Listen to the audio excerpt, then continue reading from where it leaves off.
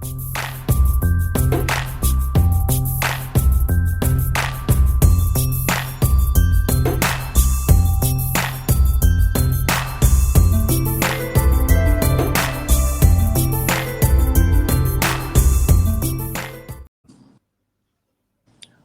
up, everybody? Welcome to the first artist interview on the Highly Combustible channel. You guys have all been excited for it. Everybody's been asking me, when are you going to do Simba's interview? When are you going to do Simba's interview? He's here. Simba, welcome, welcome. Hello. How you doing? So for those of you guys that don't know, Simba's only started putting out music. What's it been now? A month and a week? A month and 2 weeks now? A month and a half? Yeah, it's it's been a minute. It's been about a minute. Yeah, it's been a minute. Simba cannot even refer to anything in his musical career as back in the day yet, but he will be able to. What I kind of want to do, I want to jump in. I know we've seen a couple of your, we've seen all of your songs really on my channel, but I kind of want to run through. I kind of want to start with Heroin just so we can kind of get the conversation started. If it's cool with you, I'll play the video. When we come back from that, we'll just kind of talk our way through it, see what's up. And then I do have some questions from the subscribers later that I'll ask. And we'll just roll with it as it goes. It'll be real impromptu, real unprofessional interview. I'm not really into the whole formal thing. Yeah, it's fun. It's fun with me. All right. So let me see. Let me pull this up.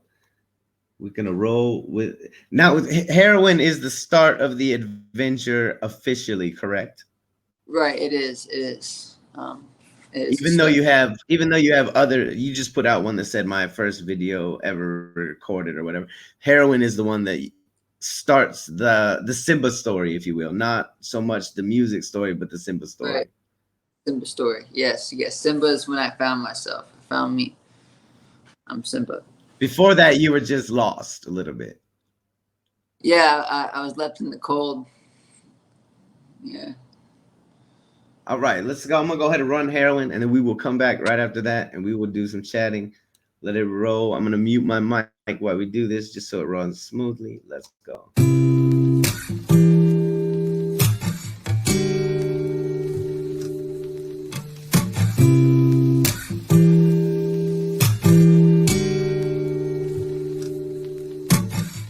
I never meant to fucking change you. Oh, never let my mind hate you. Yeah. I lie in bed at night, wanna erase you. Cause I know I'll get hurt again if I chase you. I guess we're both addicts. You got your needles and I got my pen. Grenade in your hand and I'm holding the pen. Watch you explode and repeat it all over again. The blast cannot penetrate through my thick skin. See the position how you put me in. You always taught me to win in the fight. Why can't you seem to take your own advice? Too busy stabbing yourself to get high, and you're losing your kids' motivation and drive. And it's got to the point where I just don't reply. Hate that I love you with such a divide. Cause I just wanna fix you, heal you, understand your addiction, feel you. No telling what I will do if you take another hit with the fix and it kills you. Damn. You guilt me in, say you're weak, fill my head with fallacies. I'm so fed up, don't call my phone, leave a motherfucking message at the dial tone. Sorry that this is what it came to. Yeah, yeah. Just know I never meant to fucking change you. Yeah. No, I never meant to fucking change you. Oh, never let my mind hate you. Yeah. I lie in bed at night, wanna erase you.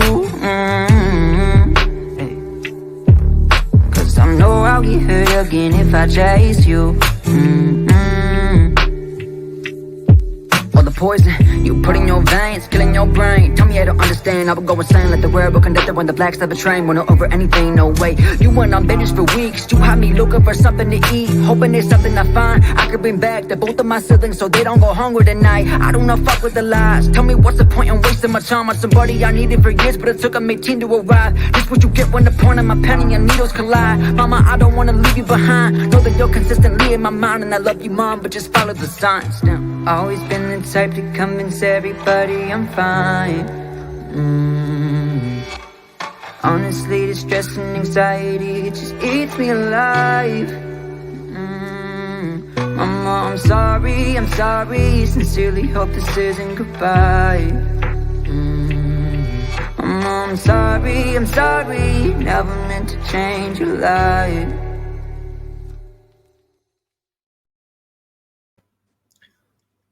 Obviously, some very, very powerful stuff in there. I guess one of my first questions is, we don't really find out that Heroin is about your mother until the very end.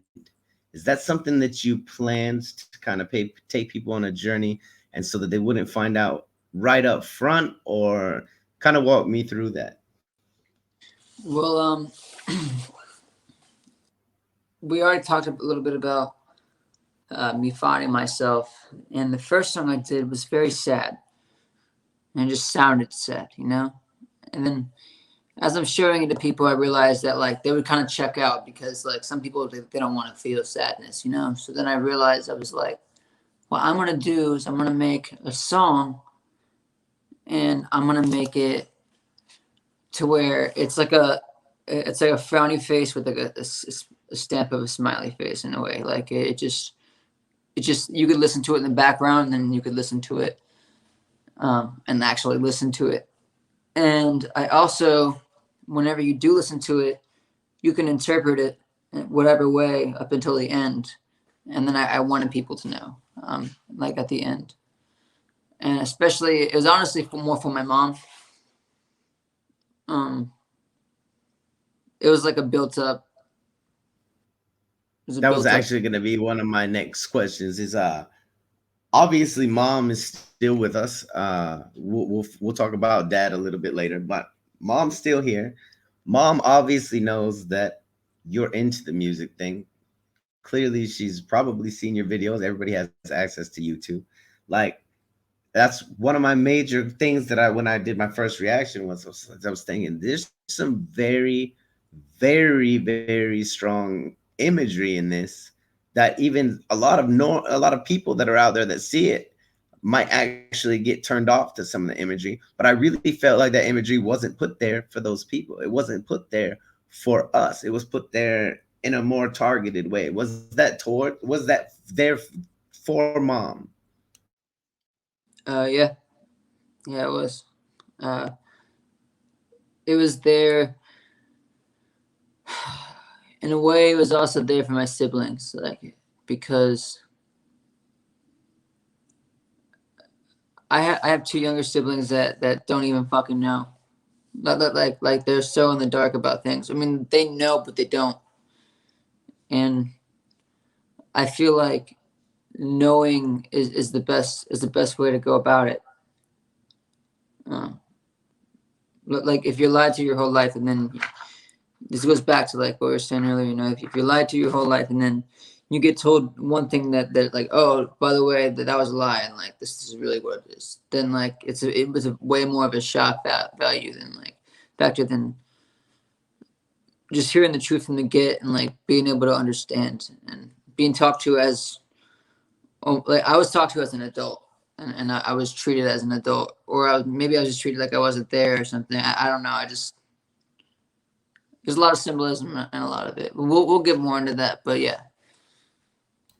Okay. Now, take me through. Yeah, I'm not asking you to break down like every bar, but take me through some of the most important bars in that song, the most important lyrics in that song to you, and kind of like where they came from. Obviously, there's some in there that are very hard for listeners to hear. You went on binges for weeks. You had me out looking for something to eat and hoping that I can bring it back to my siblings. That's some very tough stuff for anybody to hear. But what are some of the bars that you would say are the ones that are most that you hold the closest to you, I guess? Um, honestly, everything's meant. It just meant for it's all it's like a poem. Treat it like a poem.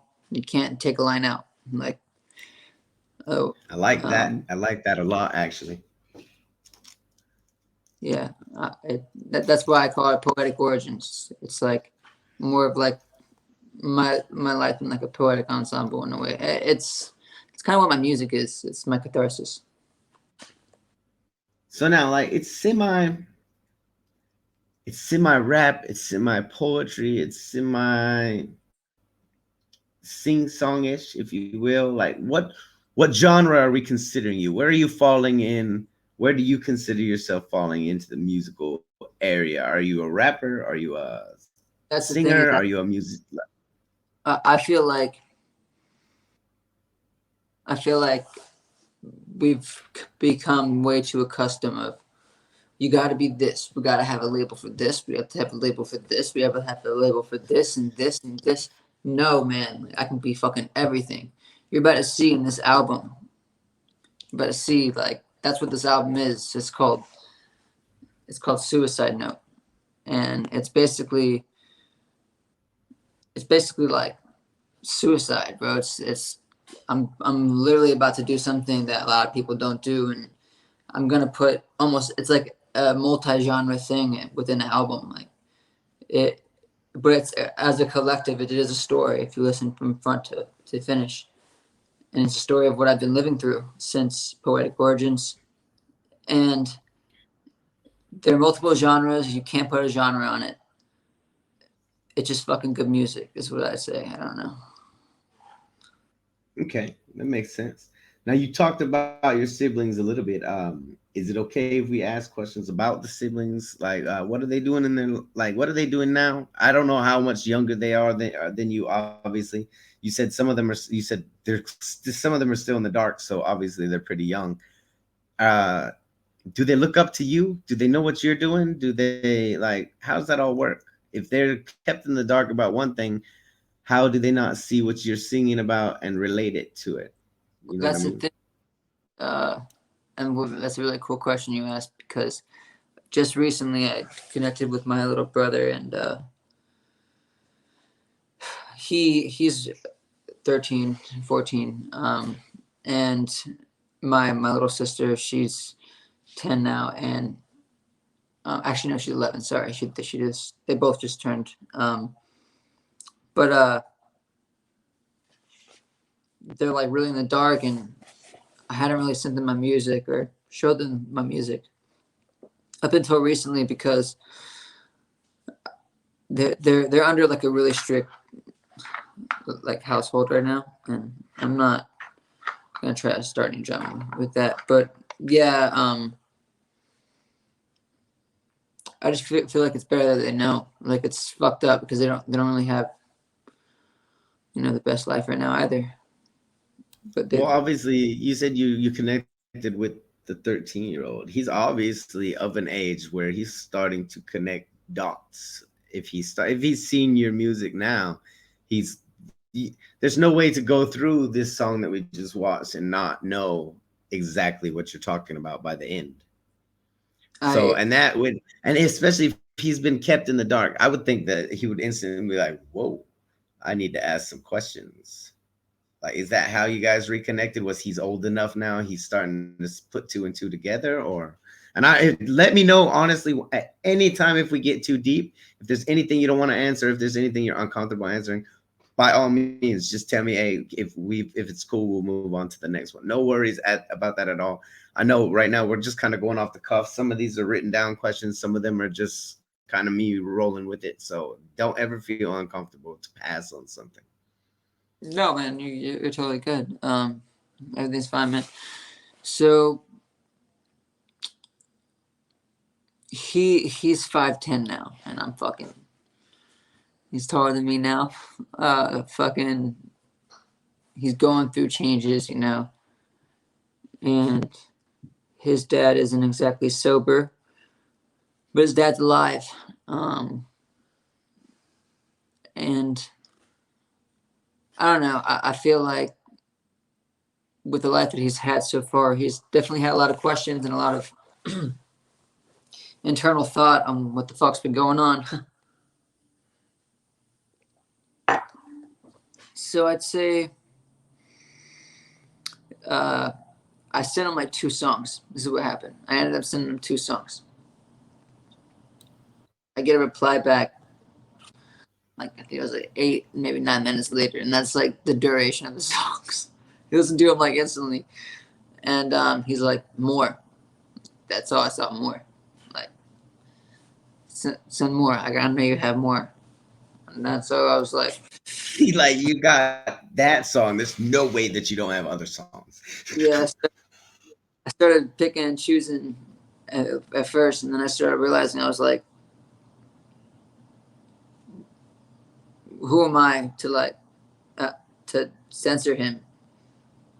Like the real world is not censored. It's not censored. Like, I understand trying to censor your children. I get it. Like, but it's not censored at all. Like, you have a real world problem. If a fucking bear, a lion, or a tiger is coming after you, there's no censoring that shit. You can't just censor. Whoa, we're not prepared for that yet. Fuck that. Bass, Like, timeout, bass. no, but for real, like, you can't do it. Like, that's not preparing us. We're too coddled nowadays. So then you decided to send him. Did He you has- send he him has, any like, of the man songs? He has most of my album too. He Oh, knows about wow. So doing that, like let him know me. Like, I felt like that, like he knows me. And like today was such a proud day for me because he does wrestling, like I did, and he was like, hey, is it okay if I walk out to one of your songs? And I was like, oh fuck yeah, like that's such a dope ass thing. Like, to me, like, what the fuck? Like, hell yeah. That's awesome that he wants like to use your song for that. That's super awesome that he's really like. It sounds like you guys are definitely on the right path to a better connection than you I had gave him a hoodie. than He you has had a hoodie. before. He has that hoodie from Heroin. That's awesome. Now, we'll get into some more of your stuff here in a few minutes, but I kind of want to know. A lot of your content is content of substance from your childhood. What made Heroin the one? Was it just written first? What made it the one to start the Poetic Origins journey? Well, honestly, that's what started my mom and I's journey.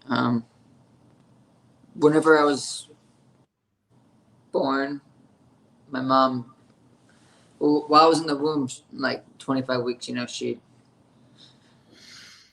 didn't even know. She didn't know until she was 25 weeks pregnant, and she was already doing cocaine, acid,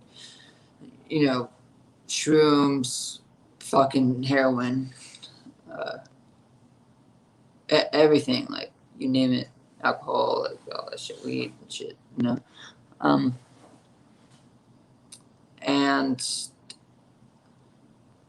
what I meant by, like, no, I never meant to fucking change you, was that, like, I never meant to change who you were. Like, sorry for being born. So yeah, like that's where it stems from. It stems from me starting, me becoming me coming in the world.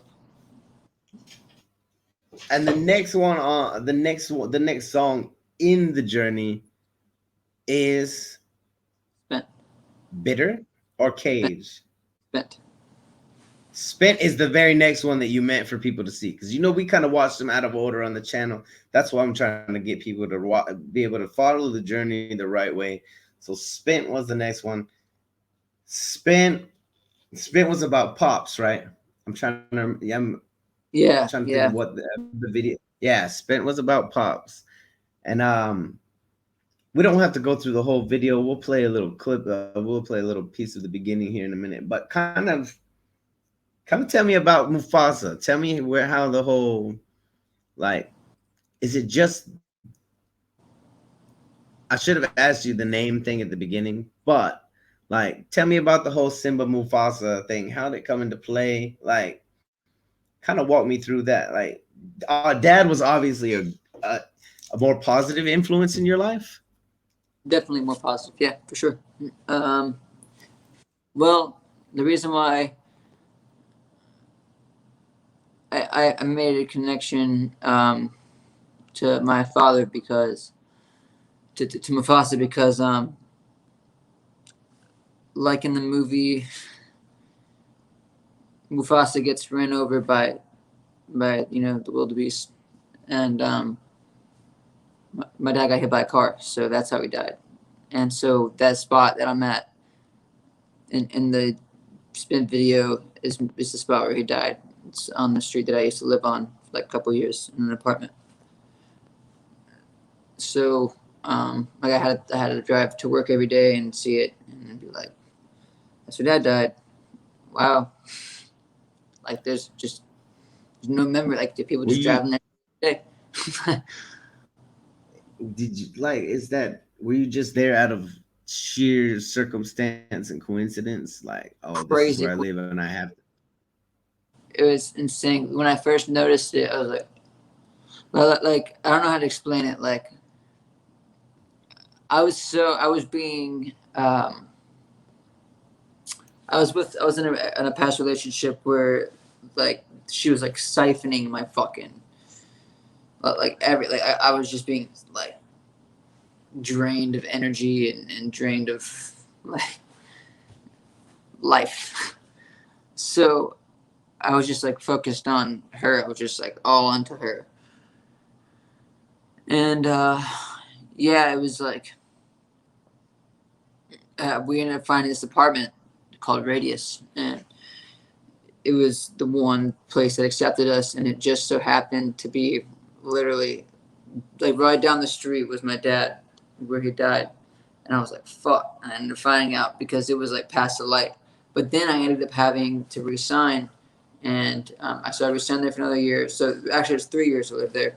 So then I ended up moving to another apartment that literally was right across the street. Like right across the street. Like where I could, while I'm walking my dogs, I would see it every day. Like it just was there. And I'm like, fuck. You just really puts into perspective. You never know what people are going through at all. Oh, true, 100%. Like, I believe that our technology and our phones are all of this craziness that's going on everywhere. It's just making us less human towards each other. And like, that's the last thing we need because we're already subhuman to each other anyway. Empathy. Yeah, no kidding. So what I want to do is I want to kind of play a little clip of Spent. We won't go through the whole song unless you want to, and then totally up to you. Okay. I wanted to. There's this lyric in Heroin that people always seem to miss, and it just like really upsets me. Which And one it's is it?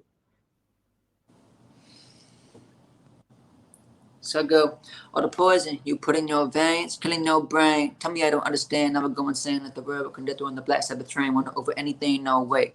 So like the railroad conductor on the Black Sabbath train running over anything, no way. Like, so I'm saying like I would go insane like the railroad conductor on the Black Sabbath train, like Crazy Train, like real. Okay, Like, okay. no one picks it up though ever. No one picks it up, but like I don't know. Like I just remember listening to like Ozzy Osbourne, like whenever I was a kid. Like I don't know, but That that was like. actually leads us to another question that we can talk about now. Like, was you said Ozzy? What are some of your who were your influences? Like, what music did Simba listen to on the Well, regular? Like, what are you?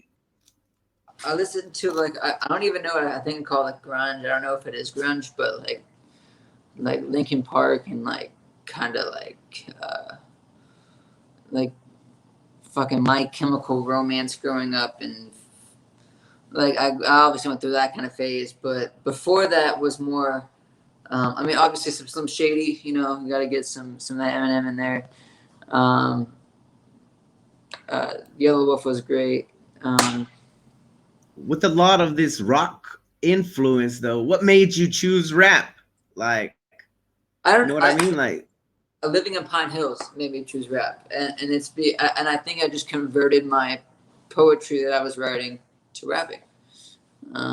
Like, I know that sounds kind of dumb, but so you didn't start with poetry. You started writing first. it's weird because yeah, I always kind of wrote like, and it was always kind of rap, but like I would just call it poetry. Like I had this line that I wrote as a kid. Listen to how funny this is. I said, "Only beat that I got in my heart is right here, right now, when it's on its track. I only got one love in my life. I call it poetry. You call it rap." So, like, I've What is always rap really besides poetry put to a beat? that's what I think. You know, like I feel like that's what it should be. But nowadays, it's fuck it up, man. Like, you know. It's used. It's nowadays is used for real dark purposes. Honestly, like even though the whole rap game used to be about the come up, starting from something, getting yourself to somewhere, a success story, power to the people against damn the man kind of shit. And now it's totally the opposite. Yeah, it's like sign your life away right here. Yeah, You it's really weird. That's why. Speaking of which, now that you said sign your life away, we will talk about lit cigarette later. But what I kind of want to do, like, have you what's been your experience so far? Have you had any industry experiences so far where you've just been like, yo, fuck this, I'm done. Like, I don't even want to deal with you guys. Like, tell me what's up with that. I almost lost half that album I was talking about. I lost about a quarter of it now, but I'm still trying to get some things back. But yeah, that was very upsetting. Um, wow, right? Like, how the fuck did that happen? And then you know, I've had some shit like I've lost a lot of songs that I've recorded. I wasted a lot of time with things that just got lost somehow, and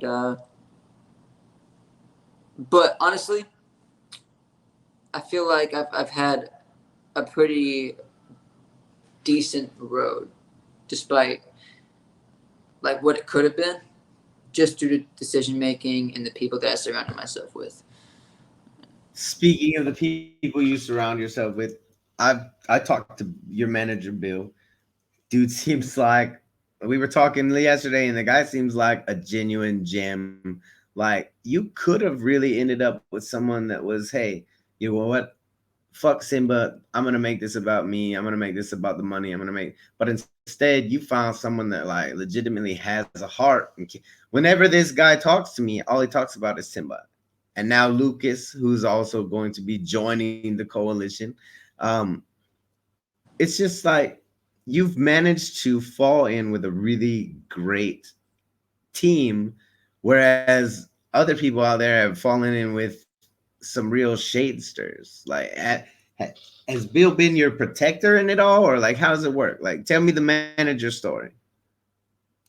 All right, so basically, I met Billy. Just to say how I met him. Okay, I met Billy by. It's kind of crazy. I met Billy like around the same time. I'm pretty sure like I met him around the same time I met Kasky. Like he basically came to the house and he picked us up and brought us to this guy Kasky's house, and I guess he had just met Kasky recently, and they like kind of found out about my dad, and then started like. So he knew my mom through the program because my mom was sober for a bit. She was sober for around 3 years, 4 years maybe, and she was doing so good too. She was fucking. She had like these awards in massage therapy and all this stuff, and just could help with Reiki and all these crazy things. But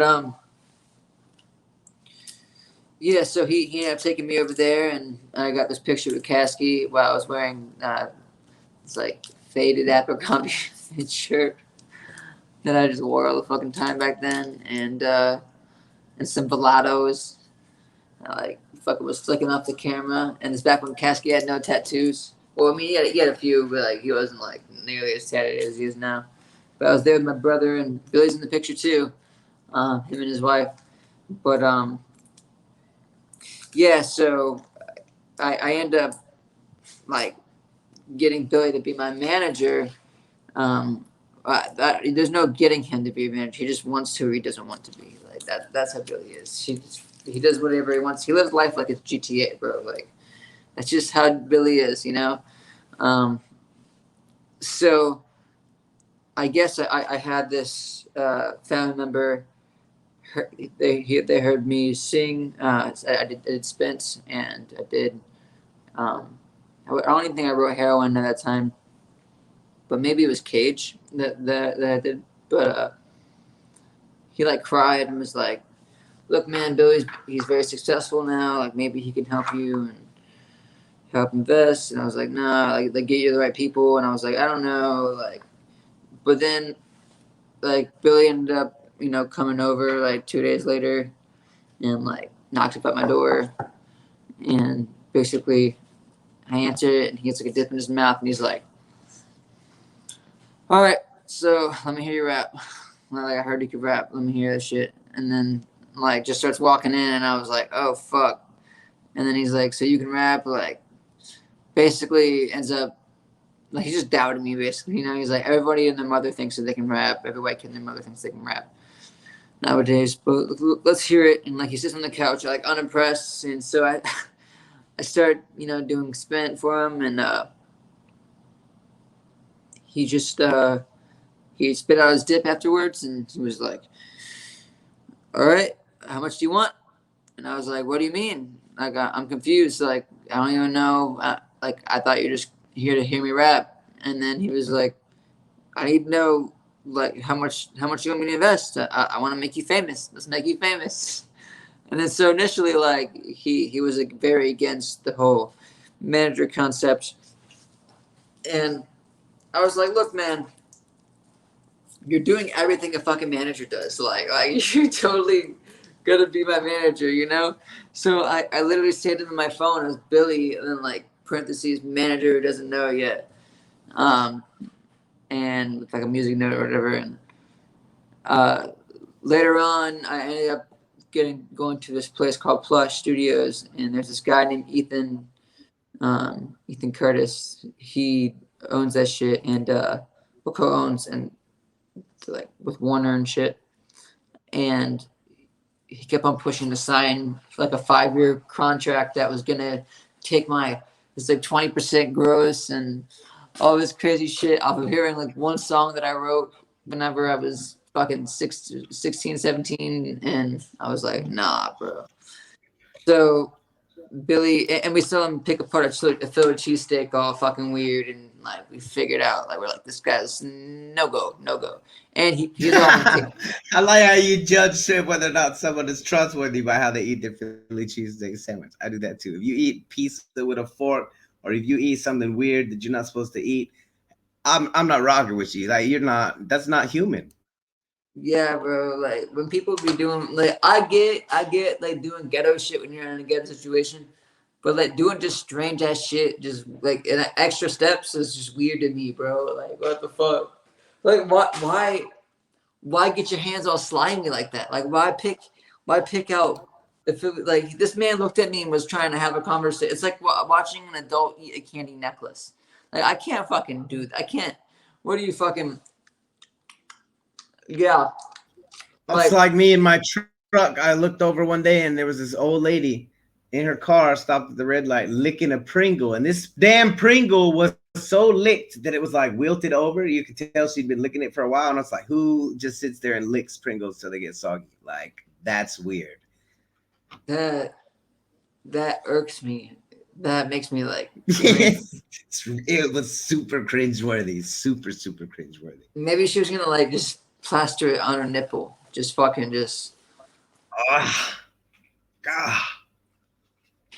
Mm-mm. So what I want to do is, do you want to do just like a little portion of spent? Do you want me to run the whole thing? How do you want to work it? you can run that bitch. Run All that right, bitch. let's run it, and then we'll talk a little bit about it and a little bit more questions. Let's go.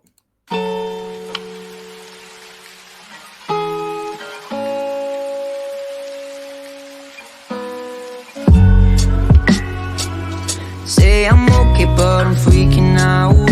Hey, Paps, can you see me now? From the clouds, saw you in the crowd. Did I make you proud? Yeah. Days like these, I'm having doubts. Can you hear me as I'm screaming out? From a mouth, I'm about to drown. I'm breaking down. They say I stick like a sore thumb. I ain't sore anymore cause I'm on them. Sipping on that malt like an air rum. That it would outweigh my problems, but it didn't even solve one. Guess last night I drunk called him as I hit rock bottom of the bottle that I used to forget about the sorrows that involve you. And it's my fault that I'm hollow. That's a bitter pill to swallow. Process starts over tomorrow. What do y'all know? I'm just a pretty white boy, the silver spoon, grew up in a rich home. Fuck that, you don't know my predicament. Had a struggle ever since I was a little kid. Dead dad at the age of 15 with the drug addict mom who's still using, but I still say I'm okay. Say you're sorry for me, thanks man, that's great. Yeah, you're only one phone call away. I'll be there if you ever wanna talk, but ain't that what they all say? But when you call, it's too late. Ain't nobody wanna hear your pain as they get paid. It's a shame that we all gotta be that way, but you still gotta be positive and look up at the blue sky. But to me, that sky's great. You should know that I'm a realist. You can keep it 2 cents, and then when you fucking spare change. Look, I never asked for your sympathy. I never asked for no symphony. People that pity me open their mouth to belittle me. What you were lacking is empathy, so I sing. I will not break and no with the weight and the pressure I hold, no. I use my ex as my anchor. Her bitch ass left me in the cold, no. Ask me why I don't trust no more. Ask me why I don't trust no, yeah. I'm so depressed, yeah, yeah. Yeah, all of the stress that fucks in my head, yeah. Why you fucking with my head, Got me feeling like I'm spent, fuck what she said. I am seeking, I'm about to drown, but nobody paddles out, saving me from a sea of doubt. What surrounds my pride, why should I be proud? All I did was announce that I'm different, take a bow. Walk off stage with a permanent frown. I never did this shit to make y'all proud. I never did it for the fame of rallying crowds. I write for the kids who don't have a voice, never got to choose. Walking through life, all broken and bruised, nothing to lose. Walking my shoes, instead of walking straight, you have to walk on the skew. From the moment you were born, you were already screwed. Mama's always picking needles over you. Your suicidal father spread the swings and he flew out of a stratosphere and dissipated in blue. When I'm messed up, torn down, all I ever do is scoring now. If I can smile too long, I ain't sorry now. I don't know if I believe in the Lord now. Had to move out because the house was closed. Mom eating up a spoon, ordered the coke. Little girl that I father 13 years old. You may have done me shitty cards, but I ain't ready to fold. I am the man with the stone face. Whenever he road break, bomb bullets and grenades. Still I'm not faced. Walking through a wall, not the scratch on your munskate. I was only a kid, and all with the weight got thrown onto my shoulders. My dad always told me that I was a soldier, so I had to keep my composure. I had to stay locked and loaded. Take control of my emotions, so I do not fuck this thing up from exploding like.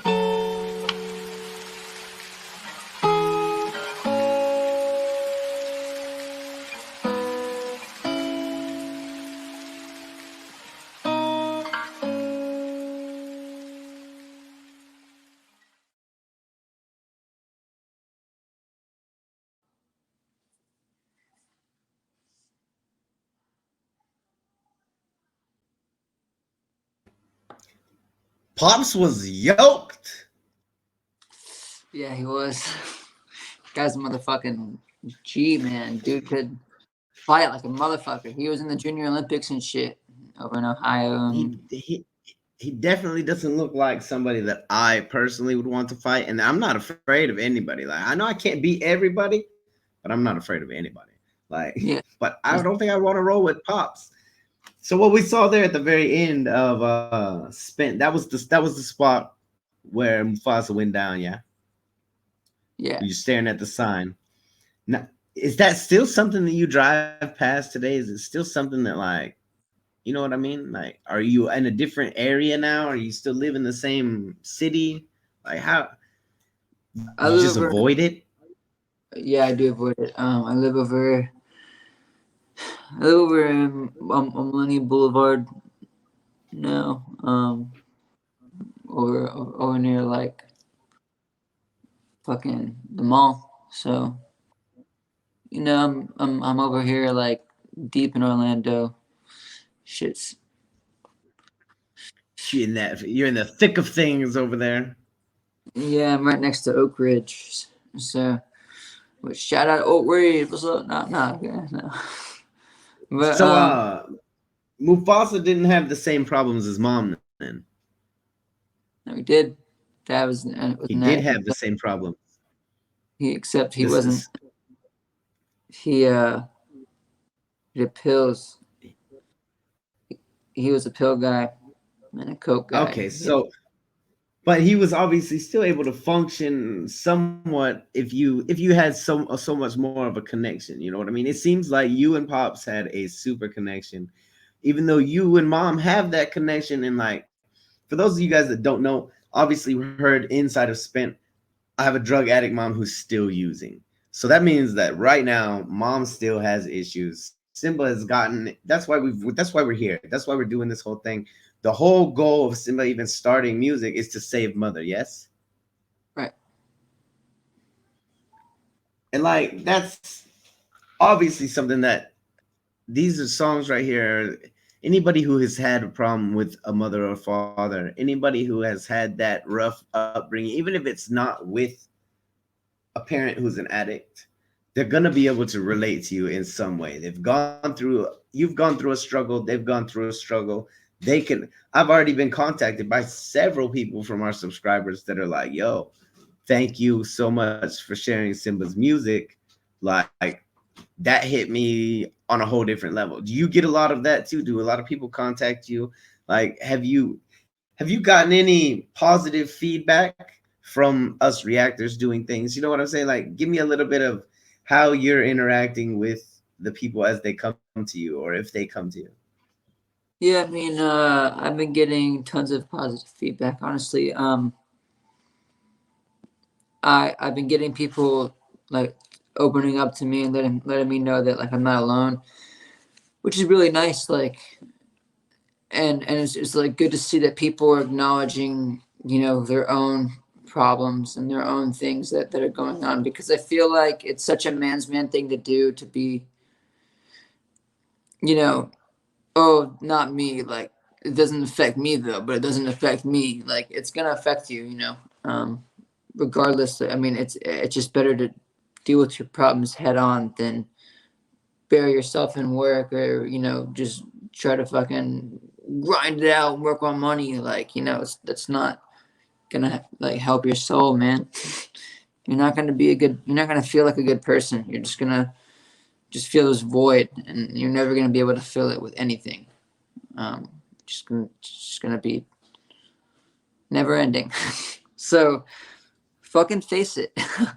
you know So Ah, now, seeing mom and pops with their problems has obviously left a mark on you. Does it deter you from going down the same roads? I mean, you're deep in Orlando. I know a lot of that shit still runs rampant through these big inner cities and shit like that. Like, you've got to, especially that you where you're at. You say you grew up in that community. You know what I mean? That's why rap kind of came naturally. Like, did seeing them and growing up with them like that did that deter you from that way of life, or yeah, it definitely deterred me from hard drugs, 100%. It deterred me from drugs, period, really. uh I mean, I kind of like, you know I,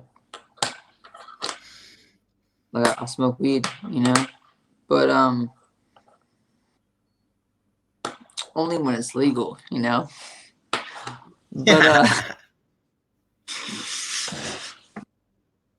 for me, I sold drugs at a young age. And there are times Did where mom and dad know?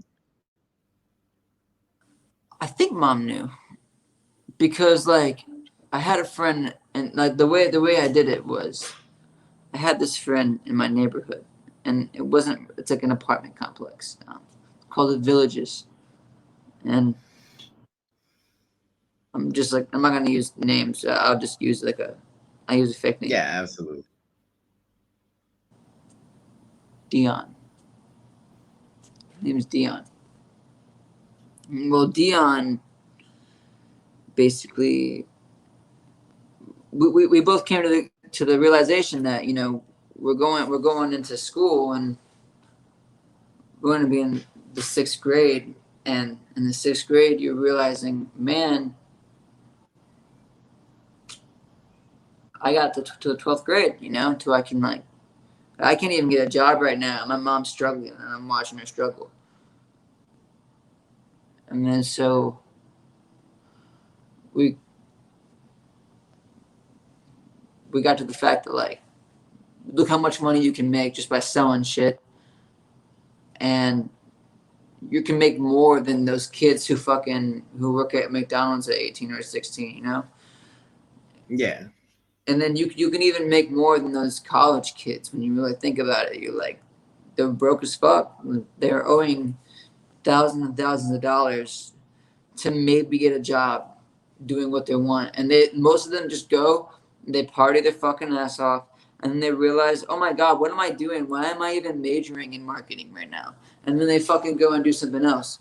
And then you're like, damn, like you just wasted 4 years of your life, and now you owe all this fucking money just for what? Yeah. So, and then some of them end up So getting some girl pregnant, some of them, you know what I mean? And so it's like, mhm. It's gonna be um, unfathomable to some people out there that in sixth grade you were already having that not even necessarily a desire, but like having that realization that, hey, I need to step up and be a provider because mom's having some issues. Like nowadays, people, you know what I'm saying, kids don't know. I won't say that they don't know what it's like to go through that, because there's plenty of them out there that are going through similar situations to what you're going through. I But do, kids right? these days, I would say they just trying to figure out a good way to put it without pissing a lot of people off. No, I get you. Trust me. People are sensitive these days. Yeah, it's just like, I don't know. The kids these days, they're way more entitled than kids were when I was coming up. When I was coming up, you didn't have shit. We didn't have the video games. We didn't have any of that stuff. And so like nowadays, like there's almost like a disconnect between kids these days and everything. You know what I mean? If that makes sense. No, no, you're right. Like that's like their reality. It's like a whole different. It's a whole new world, man. It's like a Like weird world. there's people that are literally these days, they're like, oh, McDonald's is going to be my full-time career. You know what I mean? And no offense to anybody that is working at McDonald's as a full-time career, but when I was coming up, McDonald's was a stepping stone that you used Right. And for personal experience and growth. You were a kid, you had to learn that those work values and those work morals, and you needed to learn that by getting minimum wage jobs at McDonald's. Nobody ever said, I want to grow up and raise a family of 5 on fucking McDonald's wages. Like, that, you're totally right. No, you're so to think that, hey, you in sixth grade were already thinking, how can I make money? I need to be the step up and be the provider here because mom's having some issues. Like there's some people out there that aren't even, especially like some of the newer generation, that aren't even going to be able to bring that into their mind and like comprehend how insane that is. But when we had first moved there, my mom was still getting her license, and she wasn't even a massage therapist yet. So the only like she couldn't even massage somebody, otherwise it'd be illegal. So um, I can't say like things that happened, but like Yeah. I'm just trying to like say things without fucking. Well, regardless, there were guys that came in and shit, and like my mom got paid for shit. And, Oh yeah, no, we know where you're going with it. Don't even have to say anymore. I know what you mean. yeah, so like, I just took it like I just couldn't. And my mom had just got me because my aunt kicked me out because she had my sister and my sister was going through her own thing because like we got taken away through child services and as a kid, and like we went to my aunt and uncle, but they wouldn't do it without fucking an immense payment. It's like, and to this day, Wow. mom's fucking stimulus checks, bro. Like to this day, they have the option to be like, no, like she's homeless and on the street and fucking all this shit, but like, oh, like I need that stimulus check more. Like you're fucking retired. Like fuck you. Like that is such a Wow. Wow. yeah. So shout out to Aunt Janet and Uncle Jim for that shit. Like that's some fuck shit. Um. That's Anyway, some so legitimate, like, that's some, that, and that's like, I don't even know. well, Seriously, I don't know how people fuck they're around with their family. Like, when it comes to oh family, family's first. they're gonna justify it by going, oh, we raised those kids, and no, you kicked one of them fucking out, and then when the other one, my sister's lesbian, whenever she ended up figuring out that she was lesbian, like kind of like realizing like I don't like guys, I don't know why I don't like guys, and like they like were extremely weird about it, like completely like like those kind of people seriously almost Yeah. like I wouldn't say homophobic, but they were like very nudgy of like, no, you're a girl. You can't fucking do that. You're a girl. You Yeah. can't. And my sister is like, my sister's bigger than me, bro. My sister, my sister has like I always say this, like if we just switched bodies, like that would be. She looks more like my dad than me in a way. Like it's just weird. She's dope though. Like she's a very beautiful person too. Like, but she's just like she's got a girlfriend now, traveling the world and shit. But yeah, so they really fucked me in that one. They fucked with mom. Wow. But yeah, so we got taken to childcare and shit, and um, I forgot what I was going with that, but yeah, man, sorry. You're all good. You're all good. We're just rolling through it, having a good time. How long has Mufasa been gone? Now. 7 years. Okay, so it hasn't been like a super long time. You were still, you guys obviously had a relationship even when you were older in age. Yeah, I was 15. What about school? I dropped out, So you didn't finish school. but I got my Jeep. I got my Did you go back and get your GED? yeah, I did, and it was out of spite though. It was so funny. Like it was my ex's mom. I told you I did everything that dumb bit. That dumb girl.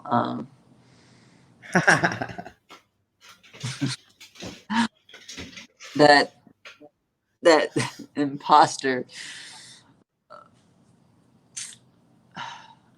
That insidious slut. But You got but a whole list of them back there. You're just bringing them out. Let me go. just thinking about it, yeah. So, but her mom basically told me he was like she was like a lot of parents do this actually, which it's okay. Like I understand why, because hearing about my parents is kind of weird. But they would judge me off rip because they'd hear about my parents and like they were like, oh no, you got to have a kid with a destiny. Like that kid is gonna be he's trash. Like I literally grew up like in a trailer park at some point. Like it's kind of funny, but like over in Jacksonville, and I just remember like being called white trash because of that, and I was like so like as a kid. Um, but like that always sticks with me. Like I know the look from a disapproving parent before, and it's so weird because like they talk to you like you're just like a caveman almost. Like they're like, oh, so what do you like to eat? Like you're some like imposter in their home, and it's like I don't know how to explain it. It's just such a weird, off-putting feeling. But I just feel like I'm like being tested to see if like is he gonna act out violently? Is he gonna be Like a you're a fucking crazy person. yeah, like oh man, like this kid's probably addicted to things and he probably likes to I hate fight. it when people tiptoe around me when they don't even know who the hell I am. Exactly, but at the same time, like you should tiptoe around me, motherfucker. No, you you're smart to do so, but I don't like it. yeah, but I don't like. But I like to catch you off guard, like But it's no. But for real, I feel like with a lot of that, it really influenced me to kind of stray away from meeting parents and whatever. But Uh-huh. anyway, that her mom is like very adamant that like he doesn't have a future, but no, and so she was like he can't like he didn't even finish high school, and she kept saying that, so I just went and got my GED, like yeah, I passed that shit with flying colors. Shut up, bitch. Yeah, like it was definitely a shut up bitch. Like the next time she said it, like because I didn't even tell her about it. That's the thing is I just got it. I was gonna say, did you rub that shit in? Because I probably would have rubbed it in. I waited for her to say some shit again, and I was like, actually, I fucking did. And I was like, actually, I fucking did. Send me your email. Send me your email. And then she's like, I'm so proud of you, acting like eating her words, basically. And she was a writer herself, too. So I think there's a lot of like, but when she first heard Heroin, though, that's the thing, is that she respected the fuck out of me. Like, I remember, like, whenever she heard that, like, her whole perspective, I remember her whole demeanor with me forever changed, forever. Like, she just was like, he's so intelligent, and, like, she would always talk up about me from then on. Before, it was always like, oh, la, la, la, la. But then when she heard Heroin, she was like, that's you? You wrote that? Oh, my gosh, Jordan. Oh, my gosh, Jordan. And, like, would use that's my real name, Now guys. everybody knows your real name. Sorry. Oh my gosh, Simba. No, but no, Jordan's a cool name. They don't know my last name though. Jordan is a cool name. That's true. They can't fucking find you, so that's all that matters. Yeah, as long as they can't find me, which, whatever. So how many songs total on the Poetic Origin album? 4? For. And I'll And go over then some if you want me to. yeah, go ahead. Yeah, go ahead. Definitely speak on. Actually, wait. We're gonna hit the timeout button. I'm gonna go take a piss. Me I'm gonna too. edit this part out. A few moments later. Okay, that's where we're at.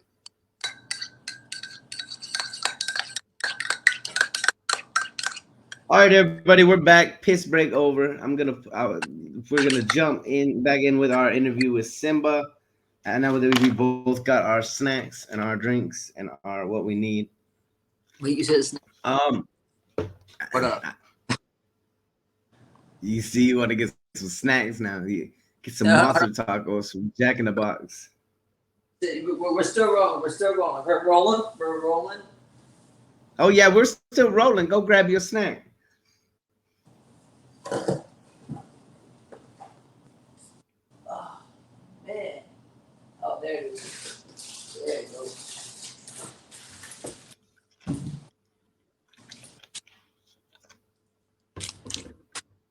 Sponsored by Cliff Bar. Oh, sponsored by Cliff Bar. Dude, Clip. We don't even have Clip bars over here in time. Bro, I'm like 5 boxes of these motherfuckers. Chocolate brownie. Dude, they're so. Unless you don't like chocolate. Do you like chocolate? Oh yeah, hell yes, of course. I own a chocolate shop. Yeah. Well, yeah, I know. I just, for the sake of people knowing that you like chocolate. Now you're gonna get a bunch of chocolate. Woohoo! So now we went through Spent. Kind of fucking walk me through a little bit of Spent and where you were at mentally and things when you were going. Give me some lyrics. Give me some important shit about Spent. Well, it come in saying pretty quickly, I might add, saying, say I'm okay, but I'm freaking out. Hey, Pops, can you see me now? like from the clouds. Are you in the crowd? Like, basically, I'm asking him, like, is he watching?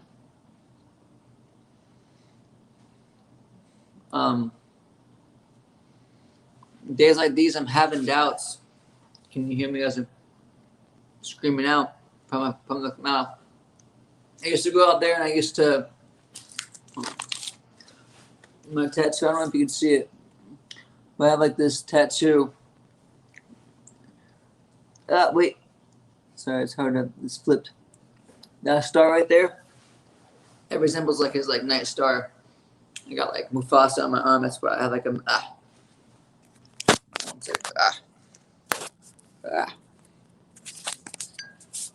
Can you see that shit? But yeah, that's Mufasa on my arm, and I have like his handwriting like right here. But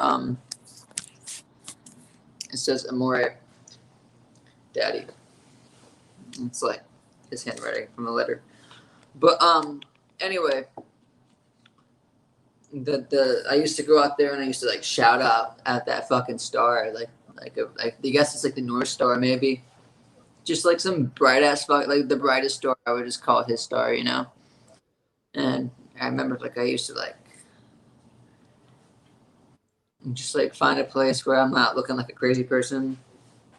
And I wanted to do that shit like, you know, in public, because then I'd be known as like the town fool or some crazy shit. Like, Everybody needs a place to go where they can just scream sometimes. I know exactly what you're talking about. Like, yeah. But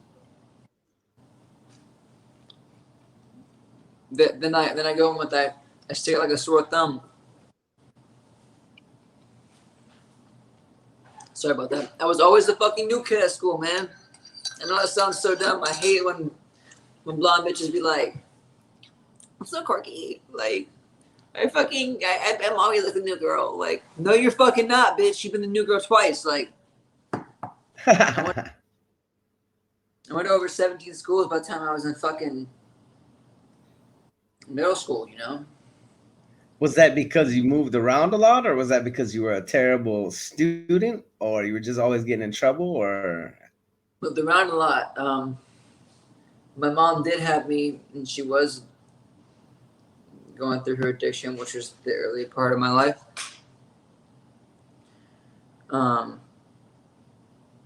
She just went wherever, like a lot of her companions ended up being, you know, drug dealers, and I don't know. I always found the good in them, though. I know it sounds weird, but like everybody paints a picture. You have to. You when you're in those situations, you got to look for any glimmer of hope, or any like kind of positive thing that you can look for in somebody. Even if there's terrible shit, there's always something. The way a kid looks at it, you know? Like, Yeah. I'm looking at this person as a person. Like, I don't see them as a drug dealer. I see them as, if his name's Vincent, well, which there was a guy named Vincent who's dead now, but I don't know, he died a few years ago, but I feel so bad because he, like, I remember a few things he told me to say as a kid. It was really funny. He taught me how to say dirty old bastard, or some shit like that. But anyway, I was like a little kid, but he was a drug dealer, and fucking, I see him as Vincent. You see him as a drug dealer, you know, like you see him, like you can't get past that. People can't get past that shit. Like, oh, I don't care. I would never. No, you say that until you're fucking in this predicament. Yeah. You know what I mean? Everybody always says, I would never do something, or if I was you, I would do it like this. But you're not me. These are my shoes that I'm walking in, and only I can figure out which way I got to do it. Those people are addicted to themselves most of the time, and they think that they're helping. They think that they're, like, they give out bombs sometimes, man. Like, I mean, I'm sure my mom did some shit for it, but at the same time, like, I don't know how to explain it. Like, in their own way, they think that they're helping, and it's like fucked up. It's a really fucked up. It's a disease, man. It's a disease, and so you can't blame good intention in a way, but you also, and what was I gonna do? You know, What else could you do? You're young. There's no way out. Like you just got to do what you got to do to either make the best of your situation and survive it, or like give up completely. In my mind, yeah. I mean, giving up really wasn't an option because yeah. mom gave me hope no matter what. Though that's the thing. Even whenever mom was nodding out as a kid, she would. It's okay. You know, she would fucking.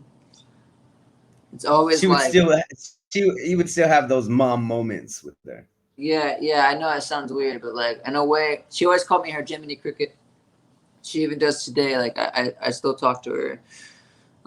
It's hard to talk to her Well, because I can't really find her unless she calls me from a random number. But so you don't even know where mom's at currently. She could just be anywhere. yeah, and just anyway. Fuck. Yeah, dude. To Bro, be honest, I don't, legitimately, like when we started talking, I was like, who the fuck is this Simba guy? Why does he spell his name so weird? But honestly, I would say that me and you have become really, really good friends over the last month or dude, so. Like, you're probably one but of the people that I talk to the most out of anybody online. yeah, seriously, like you're dope as fuck. Like you get me Our and shit. we have very, very weird similarities for people out there. Like he met his girl on a dating site. I met my girl on a dating site. There was so many other similarities that we were finding out as we went along this path. But like, It's really creepy. It was like we had to slow down. Oh, Indian food. We both eat only the same exact meal and nothing else from Indian food. Like it's yeah, very, bro. very bizarre.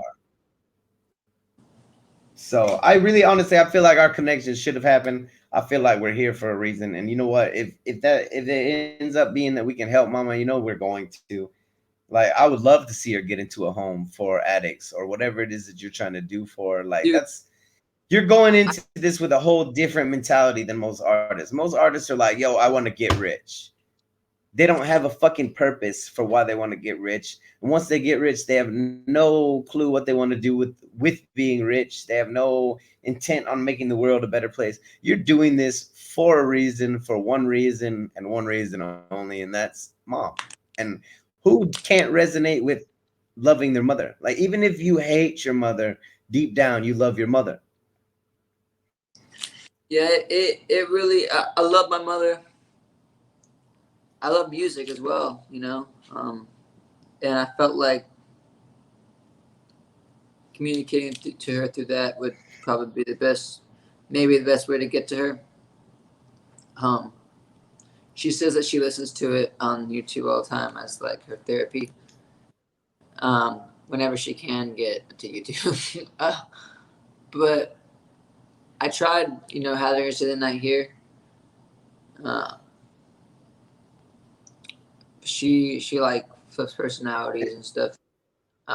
It's my fiance's home, but I think the other thing is she doesn't feel comfortable here. She doesn't feel comfortable. I know it sounds weird, like she wants to be out. I understand it. Like me and you were talking about that with the whole Afghanistan thing. I was there for so long, and I was that became my home. That became what I was used to. That's my comfort zone when I was there. She's been on the streets and moving around and being a nomad for so long now that sitting still can actually be extremely uncomfortable. She's used to that other environment. You know what I mean? And it's not. It's weird feeling unsafe in a place that's supposed to be safe, that you know should be safe, but you don't feel comfortable. It's a very, very weird feeling. I definitely know what mama's going through there.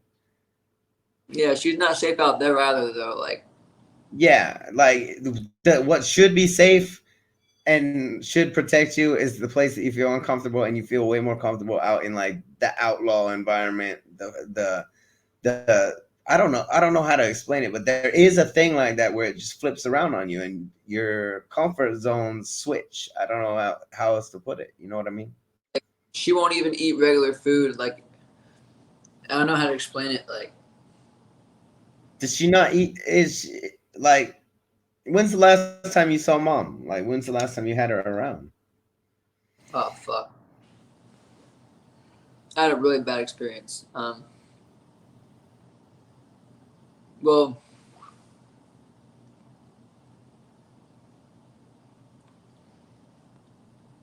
I went to go see her, and I was talking to her on the phone because she had this 2 hour coherent conversation with me, and she seemed like she literally said the word. She was like, Jordan, I'm back. I'm back, Jordan. Oh my God, I've been gone. I don't know what's happened. How did my life even get like this? Why am I homeless? What do I do? And she started like, she's like, you're my Jiminy Cricket. You know that, right? You know you're my Jiminy Cricket, and all like this. It's like really That's heartbreaking. just That's you don't understand, like hearing that, like, and her voice and the inflection in her voice was just it was just dumb real, man. well, But a lot of people hope for that little glimpse of somebody who's an addict. You know what I mean? And it really changes you. And even that person that is doing the drugs and stuff, you know that they know that what they're doing is not what they're supposed to be doing. 100%. Most of them don't want to be in that predicament. They just don't know how to get out, which seems to be a huge problem for a lot of them. And so, like, I don't know. It's just like a constant. And even like when we do get mom help, it's still gonna be a battle for her. I understand that completely. Like nobody ever just stops an addiction. That shit fights. You fight with that shit until like the very end. yeah, So she like, Beth right now, so that's her new thing. That's heroin. I want to stress that a lot of people think that she's on heroin still. Say still using. I mean, she's moved on to other things. well, hey, an addiction is an addiction. Like especially when it's to that hard shit. It doesn't matter what the hard shit is. And in fact, in a lot of cases, the method that people are mixing up and shit out there might be worse off for you than heroin in the first place. No, it is. Meth is like the dirtiest, nastiest shit on the planet. I'm definitely not about anybody that even fucks around with meth. And I'm all about helping people that are stuck on it that can't get off. Over here, meth is like the number one thing. You see people constantly, lives just gone, physical appearance fucking gone in a matter of months. Yeah, I know it's. My mom shaves her head now and stuff, and she's just like not. Bro, I gotta say straight up, you are a strong, strong motherfucker, and I'm glad that mine is one of the first channels that you fucking ran into and that we made this connection because I fight my own demons and like you fight your own demons. We both had our fucking struggles coming up. And like it's real easy for us to connect. I feel like, hey, just this back and forth with us is good for both of us. Not to mention you're bringing a lot of good with your content to my subscribers and to everybody's subscribers, even the people that haven't seen it yet. When they do see it, every single person that sees it gets hooked. Everybody's got all my subs, like all my Filipino subs for some reason. You need to do your first concert in the fucking Philippines apparently because they dig you over there. They eat the shit out of your songs. Like there's no other way to put it. They've been loving on some Simba since we started this. Shout out to the Philippines for real. Like seriously. Shout out to the Philippines. Shout out to Wonderland and Panda. Bro, Wonderland and Panda and all of these wonderful ass people. Like Oh, I've all you guys. seen one. I've seen them in other people's live streams. Yo, play Simba. Yo, play Simba. Yo, play Simba. They're all about you, and I think it's great that. But you know what? It's also because a lot of people in the Philippines have gone through a struggle too. A lot of them aren't as wealthy as a normal person, if that makes sense. A lot of them are really, especially during this pandemic. Look at Wonderland was having his struggles. Luckily, we were able to come together as like a whole YouTube community and help him and his entire neighborhood. So like, there is good that can be done with this channel. That's partly why I'm building it. Like, this is my platform to give back, to do something good for the world, to make up for a lot of the shit that I did that wasn't so good. No, For real. So, what is there anything else important that we need to know about Spent?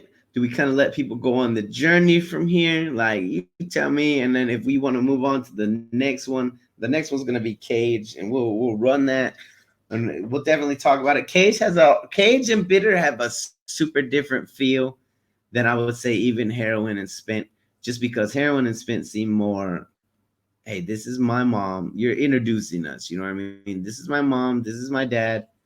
This is where their situations are, and then when we get into Bitter and we get into Cage, we start learning about your more internal battles and shit, and like how it's made you view the world and the world, like the area around you, I guess is how I would explain it. Right. So for Spent, really, it's me explaining that, like I'm spent. Not like I'm like at that breaking point. Like it's really stressing like how I feel whenever like I hit that point where I am screaming at my dad. Where like I am like even I'm just doubting myself. Like I'm just it's like almost like my remedy to listen to remind myself that like it is worth like I'm battling myself, you know what I mean? Like I'm trying to get out, but I can't. Like, and it's just me stressing, you know, that kind of situation. And I feel like everybody hits those points, you know, once or twice in their life, and or multiple times, you know. Oh And I yeah, feel I've been like there. Oh, rock bottom. So yeah, rock bottom. I was just about to say the same thing. You never know, but you know what? At the same time, I got way more respect for the people that have been through the shit or dragged through the shit, because it's those people who really understand what they're capable of. And like you can't get strong unless you go to the gym and lift weight.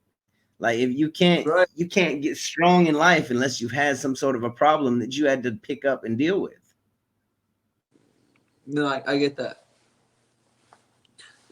Like if you've 100%. been handed everything on a silver spoon, then when something comes your way that is one of those life-changing situations, you're not gonna know what the fuck to do.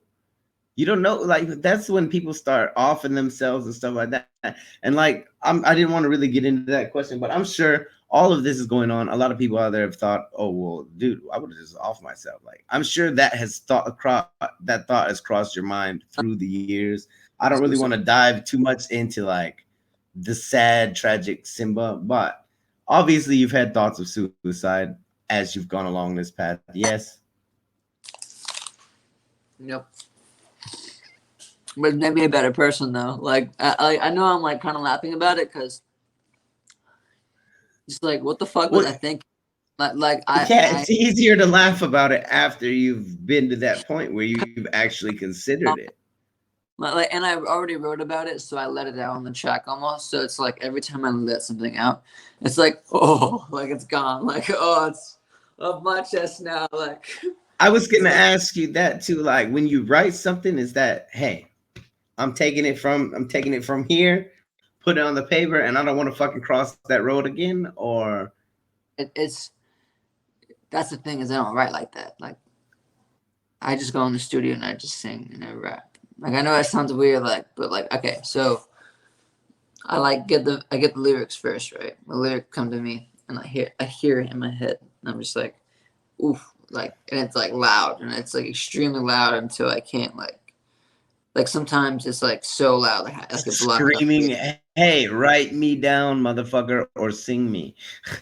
But like basically like literally like that and like that's how Cage came immediately and like, it was like so loud all the time and I would hear it all day every day and then I just started like I would put it in a voice memo and then like it just came in pieces and like all four of those songs came to me like and they came to me like in like little like songs like little tiny snippets and like I had to just like I know it sounds weird but like I pasted them to themselves almost like just in my head Like, So and so you don't write a song from start to finish. You write it as it comes to you. yeah, no, it sounds weird. Yeah, but yeah. That's a very unique way to do it. Like that's a very interesting way to do it. That's almost like and to me that's almost like a savant style kind of way to do it, as opposed to having a beat and then writing to the beat, or having lyrics and then making a beat to the lyrics. It's a lot different to do it the way that you're doing it. That's why it's so hard, because like it's also hard because I have to find the beat to match what I'm trying to get across, like the feeling I'm trying to get across. So Have Have you thought about making your own beats? Have you thought about learning that process so that you can get exactly what you want? Or is it just not, you're not into the whole computer and things like that? yeah, okay, so I'm not trying to make an excuse here, okay? And you can ask anyone who's close to me. Like, this is hard for me. Like trying to like this is the only reason why I haven't like done this kind of stuff, is because like I thought that like this is so foreign to me. Like technology is, because I was so deprived of it as a kid, and so I just like I really Well, focused you on. can't afford technology for yourself as mom and dad. Obviously, your kids are not going to have the same Right, fucking bringing up as someone who was brought up with an iPhone. right, and so for me, like I guess person to person interaction and reading cues, social cues, and like street smarts, and like kind of reading rooms, reading situations, like that was more like my expertise. And all these other kids are like extremely well, they have all this knowledge about this, and I have no fucking clue. So um to answer that question, yeah, no, I don't know, I'm just really Would bad you thinking. consider learning to make your own beats now if you had someone that would teach you? Yeah, I mean, I feel like it would slow down my process a bit. I have been hearing like music sounds, but then again, like I'm not like Well, in I'm not that case, okay, even better. uh, How do you go about selecting? Is there certain people you select your beats from, or anything like that? Because like legitimately, like even just right here in my subs list, I've got some very decent beat makers. Do you want people to send you stuff, or can they send you where you can find some of their beats to check out? Like if you're yeah, gonna be looking for beats and you're on the lookout for things that maybe other people haven't heard, that might be the best way to find like authentic, like one timer beats. You know what I mean? It's something that's been out oh, there to the masses. that I would love that. I mean, like, but it honestly just depends on how the beat connects with me. It could be a beat with fucking 10 views. It could be a beat with 1,000,000 views. It could be a beat. I honestly, for me, whatever connects with me, I'm gonna fucking use. Sorry, No, no, that makes sense. but It makes I'll pick. sense. I just was wondering, like, if you just went on and looked at the more popular shit, or if it's just like, hey, anything that you hear is gonna spark some interest. So if there are beat makers that are gonna be watching this interview that do want to send you beats, they could just send you their information on Instagram when you get a chance. You'll look through their beats. If anything connects with you, then of course you could be in contact with that person. Let's do it. Yeah, thumbs up for that. Yeah, let's do that. That'd be cool. Because I'm all about like people being like, I'm all about like, I don't know what the fucking word is. Authentic's not the word, but like not not very popular. You know what I mean? Like, hey, here's a beat. I've got this whole list of beats, and nobody's ever seen these before. That's the kind of shit like that stands out to people. Unique shit. That's the word I was looking for. Unique beats. Yeah, no, for sure. I definitely need to find like a signature. I don't even know if I will find a signature beat maker, because, like I said earlier, I'm not really in a genre, so that's Yeah, why you're it's just kind of gonna be a shotgun blast to the musical world, essentially. yeah, exactly. That's a really well put way of saying it. Or maybe like make a grenade, like a fucking grenade tossed in there, and a pineapple grenade, and I'm just the fragment, like I'm going I all like over. it. And We're all I just about that on my channel. Shit, we got every single genre that you can possibly imagine. like imagine. Okay, here's my thing: is like I love the sound of Ian Dior is so cool, but Ian Dior can probably do way more than they're allowing him to do right now. Like, Absolutely. There's a lot of people out there that I feel are being limited by whether it's their labels, whether it's their people, whether it's them people, whether it's their advisors telling them, hey, you know, you should really stick with this current kind of genre that's poppy and popular. I just feel like people could do so much more in their craft and in their art and just let it boom. Like, so that's one of my questions for you actually. Is the goal now that you've seen and you know all of this shit, is the goal now to always remain independent? Or are you looking to sign? Like, because there's some people out there that are like, yo, fuck that. I'm staying independent. I want all my money. I don't want anybody else taking credit for my shit. Like, like the goal and then is to you, stay independent in a sense. I just it really depends, man. Honestly, like, but you well, know what? obviously with your situation, like, if that's what I'm saying, if something came up where somebody was like, yo, we're going to offer you like this, but Bill, your manager, would never let you get fucked over, would he? No, no way. So there's no way you'd sign any deals that were gonna fuck you in the long run. Bill's a good dude. He'll look over all your shit. And then if something comes along your way that actually could do the goal, could help mom, Bill agrees with it, then you would sign. Possibly. I don't know. See that it's one of those situations where you got to see how it goes. I totally understand. We'll cross that bridge when we get there, kind of thing. But like, Well, I just wanted to see, like, if you had it in your head, oh, I'm always gonna be. There's so many people out there that are like, oh, I'm always gonna be independent. But then you never know what kind of a deal someone's gonna make you. Like, you know what I mean? And some look at people, when you get that deal, it can be fucking life changing. Joe Rogan. He's doing his own thing, and he fucking signed the deal. Yeah, there's a lot of them that are saying, "Oh, I'm independent, independent, independent." Yet you see that they're actually signed to people. I've been seeing that. Yeah, because then they're like, oh, I can just use you for distribution. Okay, cool. That's all I Yeah. want. Like, look what Russ did, man. I'd do that probably. So I'm thinking next we're gonna jump into the ladies' favorite video, obviously Cage, because of the shower scene. I don't know, Simba decided to get all sexy on us in the shower Oh, with that also fucking. was spent. I said something about my ex. That comes completely full round circle. Like, you'll hear more about that bitch who left me in the cold. In Cage or in Spent? And spent when I was saying I use my ex as my anchor. Who her bitch ass left me in the cold. I start talking about her bitch ass again. I start, So but it's just a giant circle. Does she know that it's about her? yeah, no, no. Honestly, here's the thing. Now Like, she will if she ever sees this interview, obviously, and she's gonna be thinking about your music in a whole new way. I used to sing so many songs that were about how, like, I'm hurting and like something's wrong, and it's like with her specifically. You're gonna hear some those songs that are on the album. You'll see like the stages I go through, and she used to like sing along to them. She used to love them. She used to like. That one's my favorite. Oh, there's songs that you actually had with her. Like, she remembers these songs.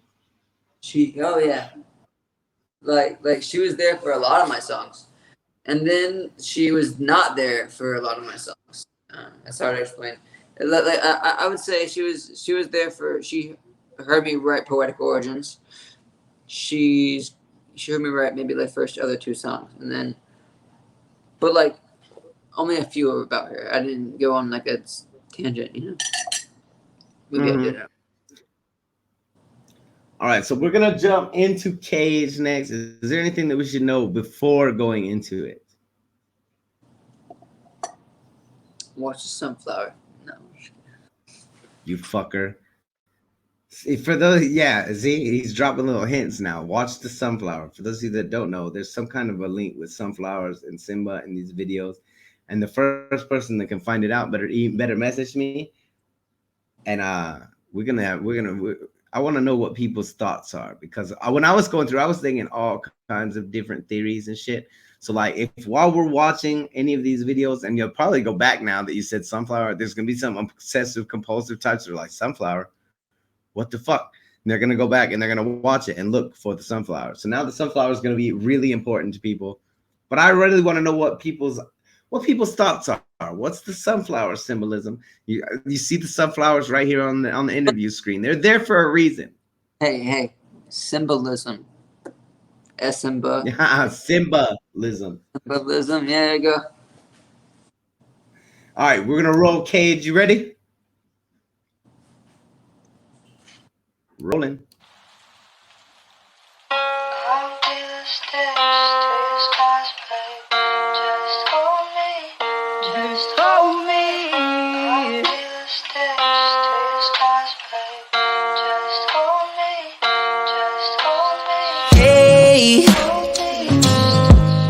I'm sorry for some of the things that I say. Been running out of energy in my brain. I can't keep these voices in my head at bay. And don't give me your pointless advice to pray, 'cause you know I'm going straight insane. Mama, keep on fighting through the fray. Please stay, please stay, please stay. Oh, please stay, oh, please stay, oh, please stay. Mama, don't leave, don't go. I don't want to attend another funeral. Another parent with a lost soul, taking away what makes them beautiful. I just want you to know I love you, you're special no matter what kind of parent you were. You will always be mine. Nothing can change that, not even time. Not even me running 365. And I promise I'll save you the day that I'm signed. Fuck. The past is the past, so let's put it behind us. Now this is where I draw the line. This is where I give you my peace of mind. This is where I feel like I should reply to the bullshit excuses constructed from lies. Quit trying to touch me, I told you I'm fine. Told you I'm great. I'm at the hood for the moment. I got this food stacked on my plate. Mama, I'm eating today. Mama, I'm eating today. You're the only reason to pray, despite all the times you left me in the rain. I'm sorry that I'm real. I'm sorry that I'm real. Sorry that I'm always straight with you where I feel.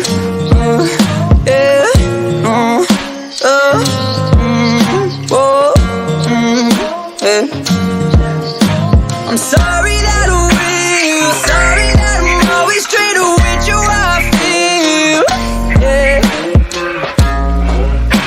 I'm sorry that I'm real. No. Sorry for bothering you, still building tolerance too. All the bullshit problems that been causing these gossip and dramaless songs, so they do not follow you through. I'm sorry for bothering you, still building tolerance too. All of the bullshit problems that been causing these gossip and dramaless songs, so they do not follow you through. No, so they do not follow you through. So they do not follow you through. We spoke a couple of weeks ago over the phone, and I noticed your voice is sounding different. I couldn't bear to listen.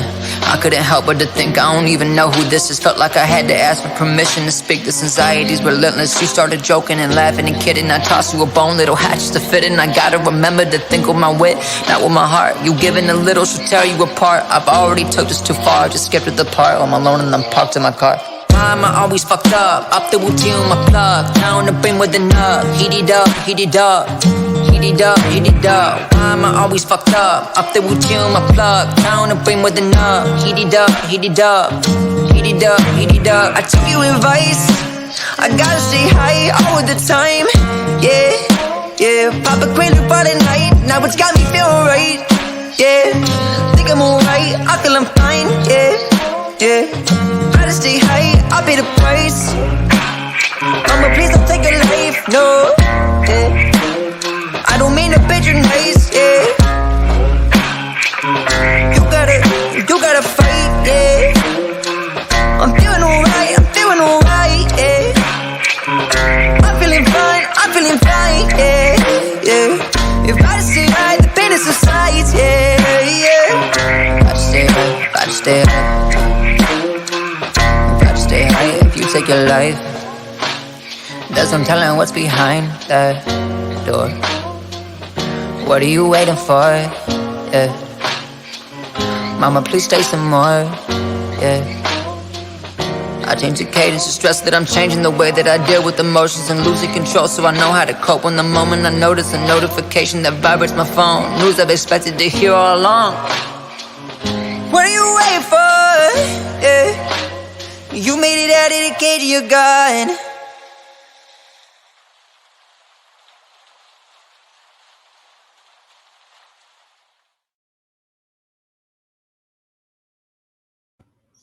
Well, there it is, Cage. I gotta ask, like some of your visuals obviously are there for bad times in your life. Is it weird seeing yourself put in those situations on the videos? Is it weird, like are you still not used to seeing yourself? Does it bring back memories or does it help? When I was filming, I don't know what or why, what it was that caused it or why it happened, but I completely like zoned out. I felt, I don't know how to explain it, man. Like, it seriously brought back so much shit, and it really fucked with my head so hard. Like, it was an emotional, like I was like feeling emotional trauma like throughout the filming process. I I can don't know. only imagine that that one was a hard one to perform, especially since you're talking like all right, in the first one you're telling us about mama, you're going through all of it's kind of almost you're going through how you sympathize with her, but in this one you're letting her know exactly how you feel about everything, and the This, visuals are there, all the emotion is there. the first one's sympathy, and the second cage is empathy. Um, but like I'm saying, I have I could have problems too, you know, like Yeah, most like, likely. hey, I'm angry at you, but I still love you no matter what. Even though I want you to know that, hey, what you have put me through has fucked me up too. Yeah, 100%. And I also felt like I don't know. So people kind of miss that in the heroin video. I'm burning it, heating it up, and in cage I shoot it up. So I shoot up what I was heating up over in heroin. Uh-huh. Um, so like I kind of link the two that way to kind of express that those two are connected for sure about my mom, you know. So all of the video creation, all of the scenes that we see, all of that is the mind of Simba then. Nobody else helps with your videos. Nobody else puts together the storyline or the plot, or do you have other people that look through it and then they're like, "Hey, maybe this," and then you fucking change it. That's you right there on everything that we're seeing is you. Yeah, that was basically that was all me. Yeah, and Palm Visuals, he you know does really Well, they well. obviously did a brilliant job of doing the actual filming portion. I was just wondering, like, Yeah, the yeah, actual story and shit. That's all 100% from you. Huh? yeah. Except for the cigarette, I felt like the edit was kind of botched from the storyline, so we didn't really have the best storyline there. But it's okay. Like, it still came out pretty good, and I'm not trying to like. What were we supposed to see that we missed that wasn't there? Fill us in. Okay, so for lit cigarette, all right. I'm glad you asked. So basically, I come in and you see a kid who is going for his shot, and like immediately, like the whole, you could tell how awkward it is, and like the video is supposed to be extremely awkward in the beginning. It's supposed to make you feel uncomfortable because that's what I'm feeling. Like you're literally having to empathize with me because I'm coming in from having a cigarette, and you're like, oh, this is like a pretty scene, okay, whatever. What's he doing, you know?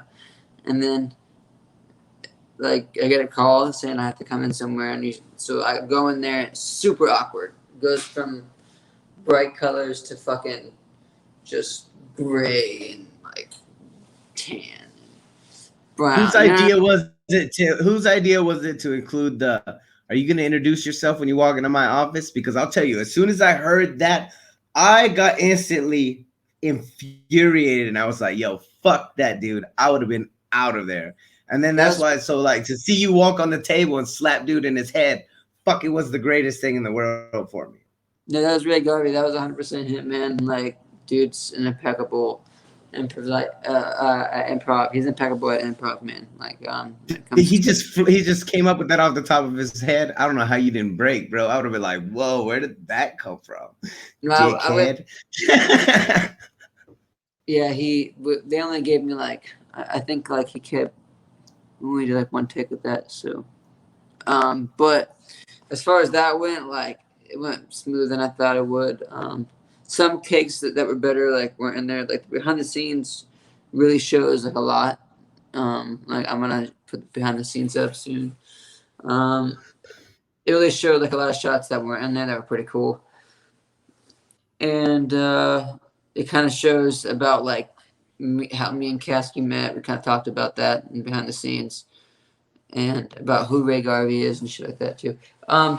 Yeah, a lot of stuff. But so what you're supposed to see is that you see this kid going in for the shot, right? He obviously fucks it up because gets too prideful, fucking hits dude in the face, gets taken out, right? Yeah.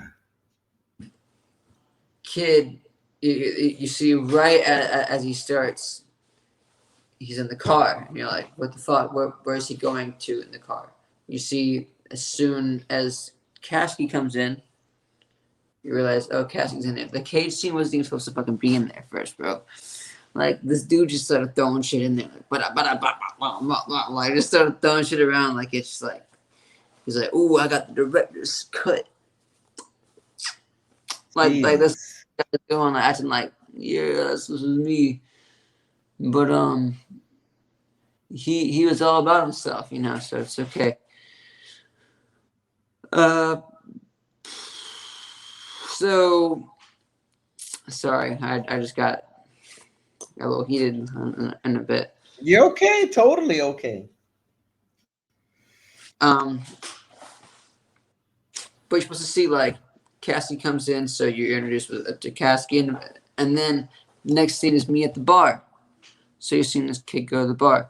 Kasky leaving the house, being pissed off, talking to a girl. That's what his verse is. He's talking to a girl type shit. And she calls him whenever he gets in the car. This dude insisted on having my friend Guala be his quote-unquote driver. Like, what kind of bullshit is that? Like, that just sounds weird. Like, why does he have a driver? Like, why can't dude drive himself? I ain't never heard of this. Okay, like, I'm just gonna drive myself. But anyway, maybe I guess he's that status at like whatever. But like I felt like Guala just could have been his friend, and they could have just been driving. Like I don't know why he had to be. That's literally what I kept saying. I was like, let him dress how Guala was, because Guala always dresses up, bro. Like my friend Guala, like every music video this man's in, he'll literally be dressed in like the whole like all nine, not all 9 yards, bro. Like just like just like cheetah print, like all out, like but like always like a really matching outfit. That's just dope. Like but it just everyone says like, man, you dress like it's your music video, like but you're supposed to see this guy who already is famous, who has a driver, I guess, and he didn't even get a shot of the mansion. It was a mansion this man walked out of, by the way. Like that scene is actually shot like we're literally at a mansion over in Winter Park. But anyway, so dude walks out, and by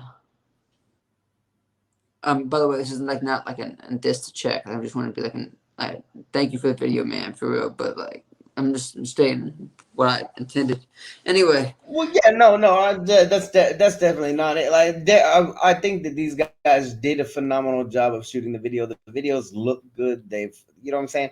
But if it wasn't exactly the way that you had intended it, I would kind of like to know the exact way that you intended it, because that means that we're hearing it from you. You know what I mean, instead of someone else's viewpoint. Okay, so then basically it comes in, and you see this guy from you like me, you see me like, and from a whole different world, you know. And then Cassie comes in, and he's from a world where he's already made it, and he ends up at the bar too.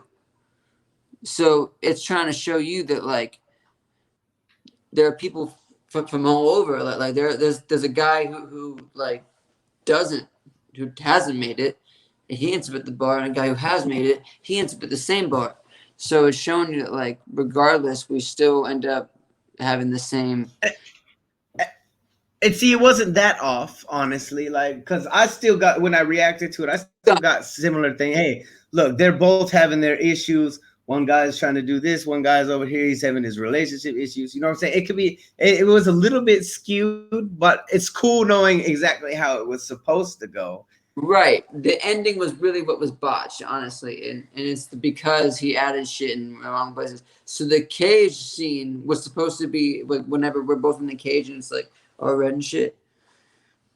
That was supposed to be us battling our demons together type shit. Like, you know what I mean? Like after we met at the bar. So that wasn't even supposed to be in there until we met at the bar, and that was before. And this is not me trying to be a perfectionist. Like, this is literally just because I spent time writing this shit down, like in specific orders. Like, why would I waste my time for you to be like, bro, trust me, I got the fix for you, and then doing your own thing. Like, if you're gonna do your own thing in the first place, then fucking do your own thing, and then I'll tell you what I don't like about it. Like, now, I did get some criticism on lit cigarette. There was but I was able to diffuse it for people. There's some haters out there that were like, hey, you know, Simba's doing this for his mom. He's all anti-drug, and Kasky's fucking verse was about how he needed time to spend time with his drugs to get over his relationship issues. So they were like, there's kind of a, and with the way that I kind of viewed it is, look, they're different people. Every single person in life is going through something different. There are drug addicts out there, and there are people that go turn towards the bottle, or turn towards the drink, or turn towards the fucking drugs to get over their issues. That's like one way that people deal with it. So it's not really your song that's glorifying it. It's just an example of somebody in life that's going through some shit. And that's the one thing, that's their advice. That's how they get over their fucking issues. Like, that's what they've chosen to go with. That is definitely, Kasky, you know, says what he says and is who he is, you know. And that's what I was trying to, like, you didn't have, Kasky's verse is Kasky's verse. That's not your decision. That's you just have somebody write a verse for a song, right? Right. Well, yeah. Like he wrote his own verse. Like, I'm not gonna like put words in people's mouths. That's the other thing, is that I'll never use a motherfucker's lyrics. Period. I actually have. That's not one of my lyrics, but I'm never gonna. Is that like one of your rules? I'm not gonna use someone else's shit and sing it. No, like, it needs to be from me, right?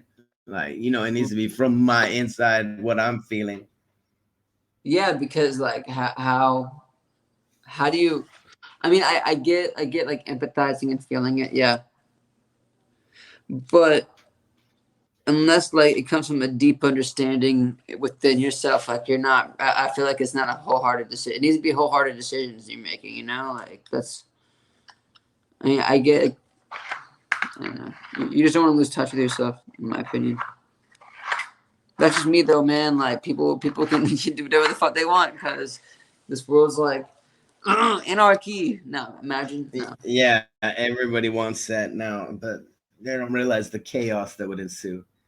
Yeah, I know. They're I much prefer to deal with a police department that is a few corrupt cops than to deal with some redneck hillbillies taking shit out their own way. mm-hmm. You don't want none of what, and you don't want none of the justice that I have to dish out. I'll tell you that much. Justice. I'm fixing mommy and daddy's mistakes. Like that's what this is about. Like, so is there anything else that we should know about Cage? Like Okay, so with Kate, before we move on into Bitter, like tell me more about Cage. Is there anything else that stands out that we should oh, notice that you know what I mean? Cage is an apology to heroin. It's me basically saying like I'm sorry. I'm sorry for some of the things that I say. Like I'm sorry. I think that's kind of self-explanatory because it's quite literally the I'm lyrics. sorry that I said that, but these are the reasons that I said it. Right. But like regardless, stay and fight. Like don't you fucking give up because I'm not giving up. So you can't give up because if you give up, then what the fuck is this? You know? Now, is that something that you wrote out of like, holy fuck? Were you second guessing yourself when you dropped heroin? Like, holy fuck, what if I do? What if something happens? What if she sees it? What if she takes it the wrong way and that's the fucking end? Like, No, is that why it you was had to go back or? when I heard hearing it recorded and not having to sing it to like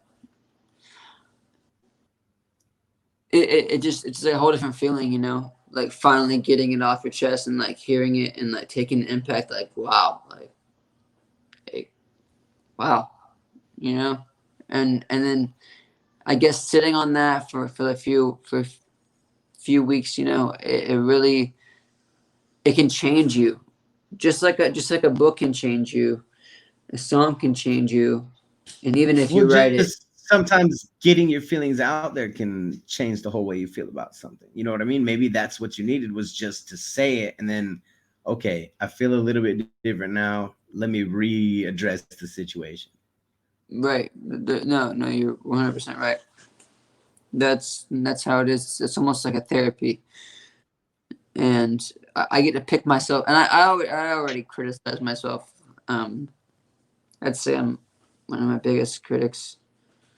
I really pick myself apart, but Good artists always should be their biggest critics because if you just think, oh, I'm king shit, I'm gonna put whatever I put out is gold.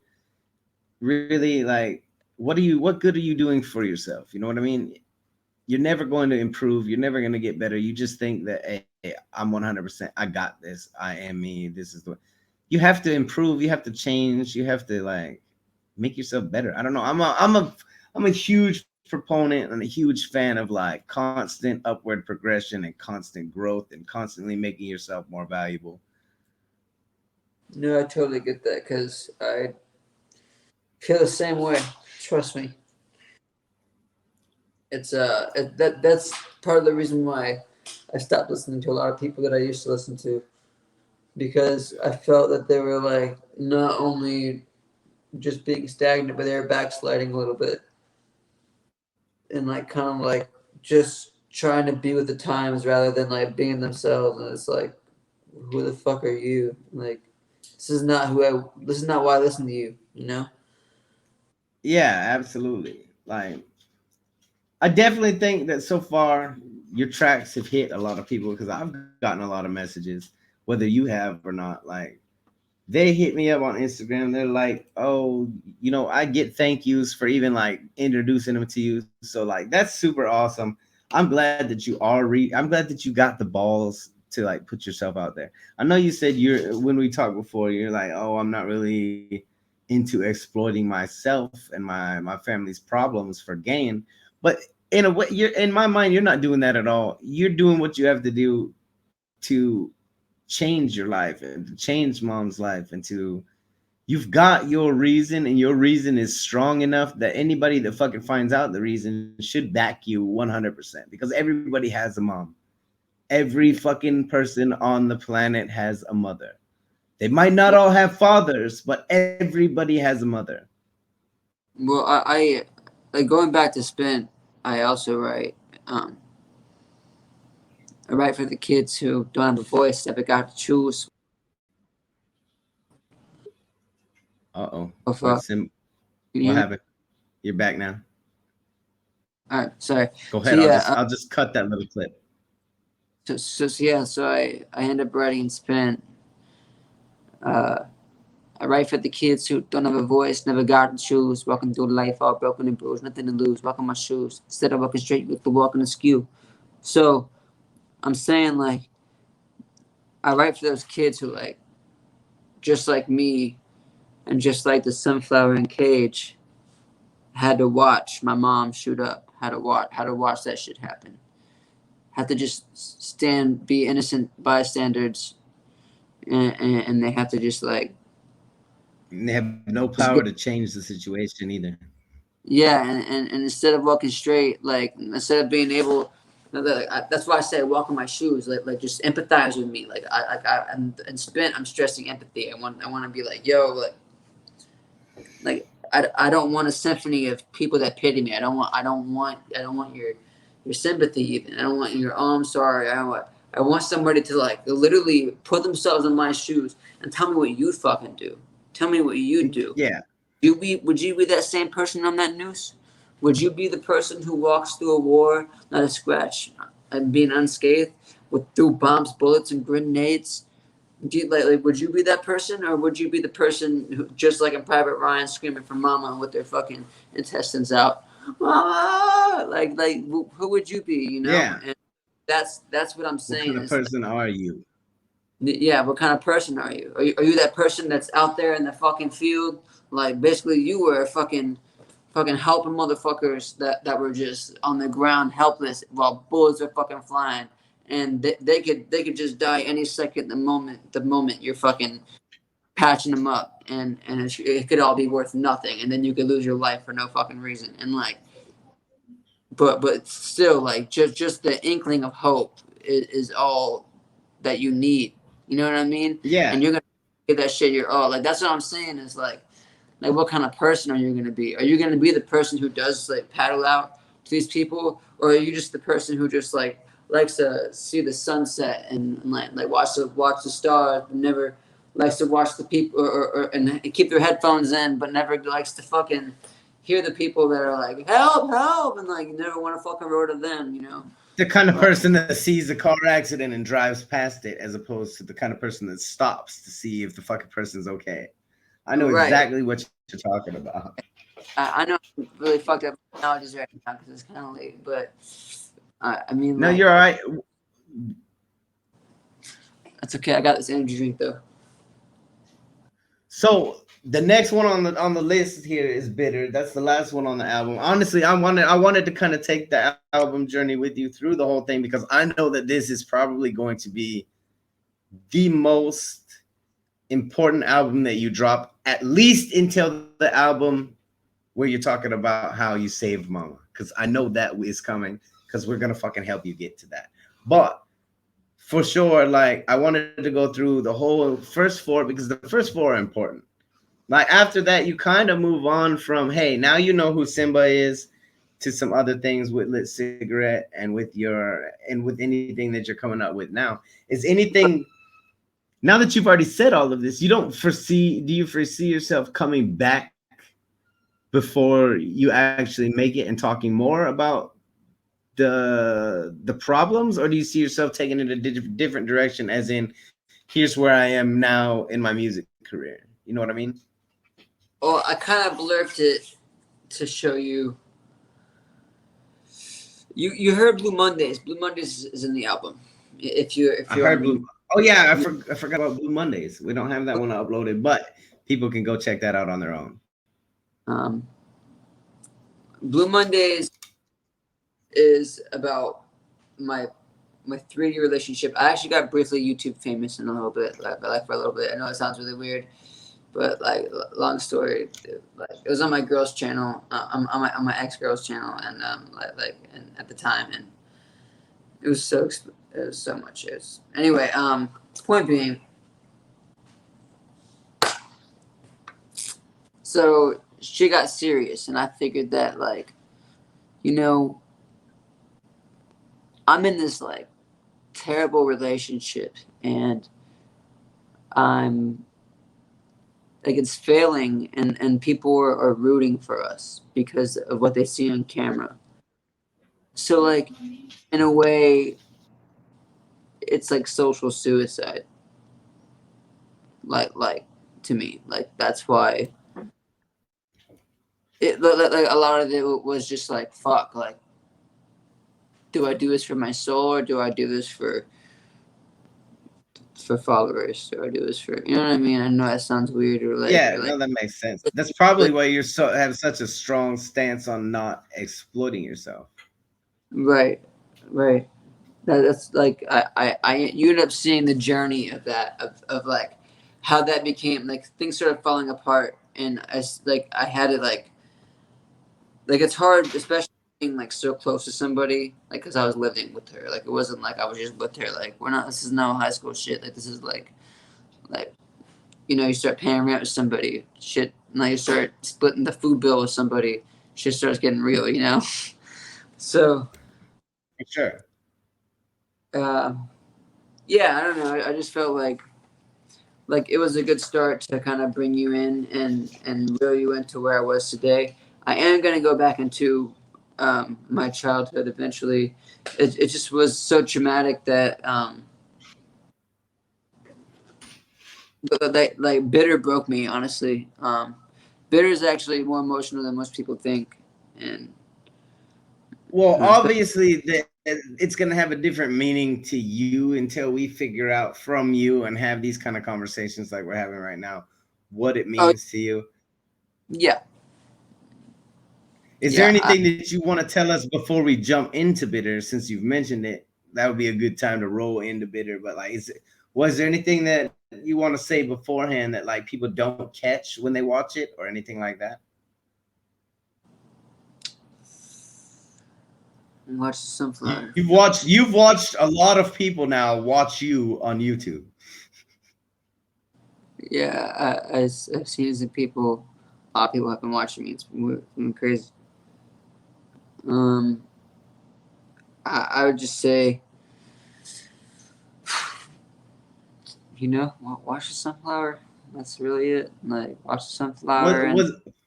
Was Bitter the most emotional one to do for you out of all of them so far? No, not for the music video. Well, in a way, kind of. But as far as the writing process, I mean, with Bitter, like, I know it sounds, I piece it together, but it's still like just the bits and pieces that did come in and the meaning behind them are like just very bitter. All right, should we roll it? Yep, let's roll it. Rolling.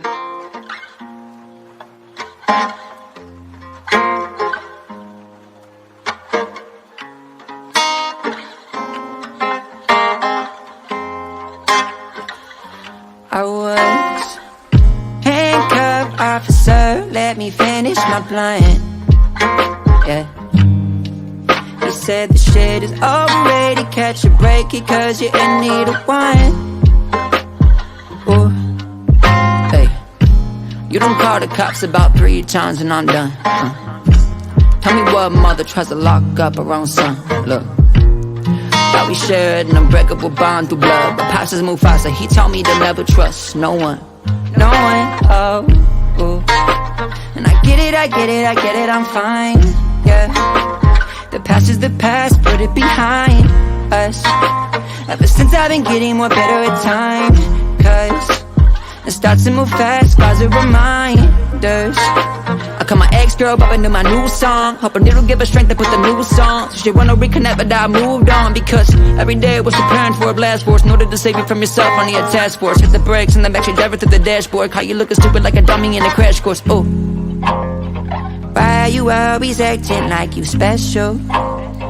Who brought all that gold around your neck, ho? Girl, you got it twisted like a pretzel. Your threshold, why you acting like you special?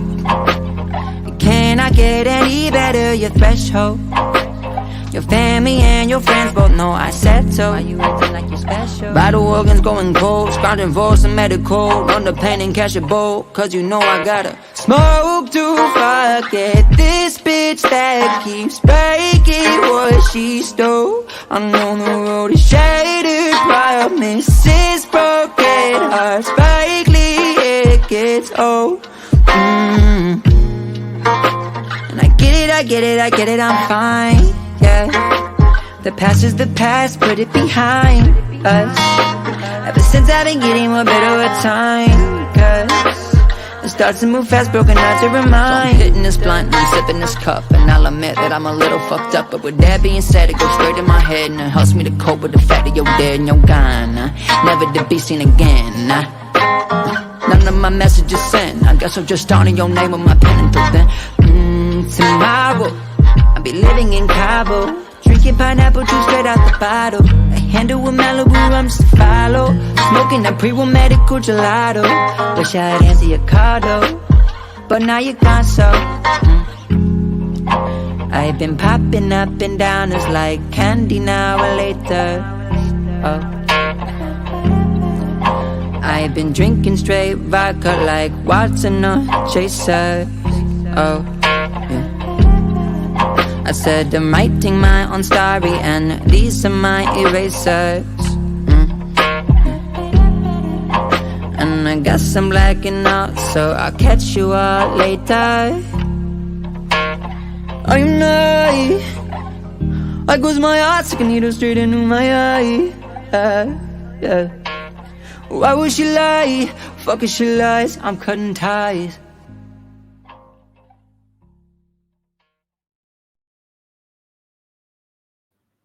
There it is, bitter. And I did go back and I did upload Blue Monday because I did forget about Blue Monday being on the list. Blue Monday is the last one of the album, correct? No. Or is Blue Monday going to be on the next album? On the next one. Okay. Blue Mondays is like on my top of the fucking top, for real. Like when it comes to like weed songs, come on. What? Right? It's a great way that like, because that's what I was going through. By the way, it's the only song that I'm really gonna be repetitive on because of how much weed I was smoking during that time. Like, I legitimately thought that when I watched it, I was like, the only reason he's stoned out of his mind while he's making this, and that's why he's repeating himself. I literally thought that already. Like, it was me answering the question, "How you doing?" Because you know how like nowadays it's like, "How you doing? How you doing?" And then you're done. Like, and then you guys walk past each other. So like I was like, lately it's been rough, man. You know what I mean? Like lately it's been rough. Like that shit's rough, bro. Like my fucking voice is like life is fucking. I'm in some ways I'm glad that you're like a person that I met and that you've seen that life isn't all fucking roses. You know what I mean? Like, bro, are you eating honey straight out of the bottle? That is not what we discussed.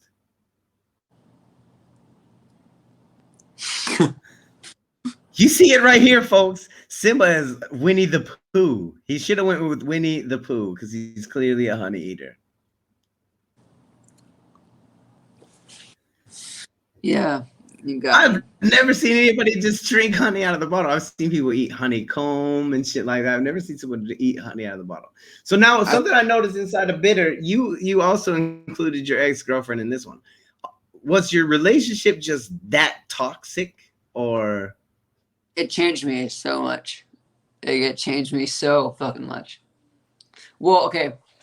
Exes have changed me so much throughout time. So there have been certain exes that I loved more than others? Sorry?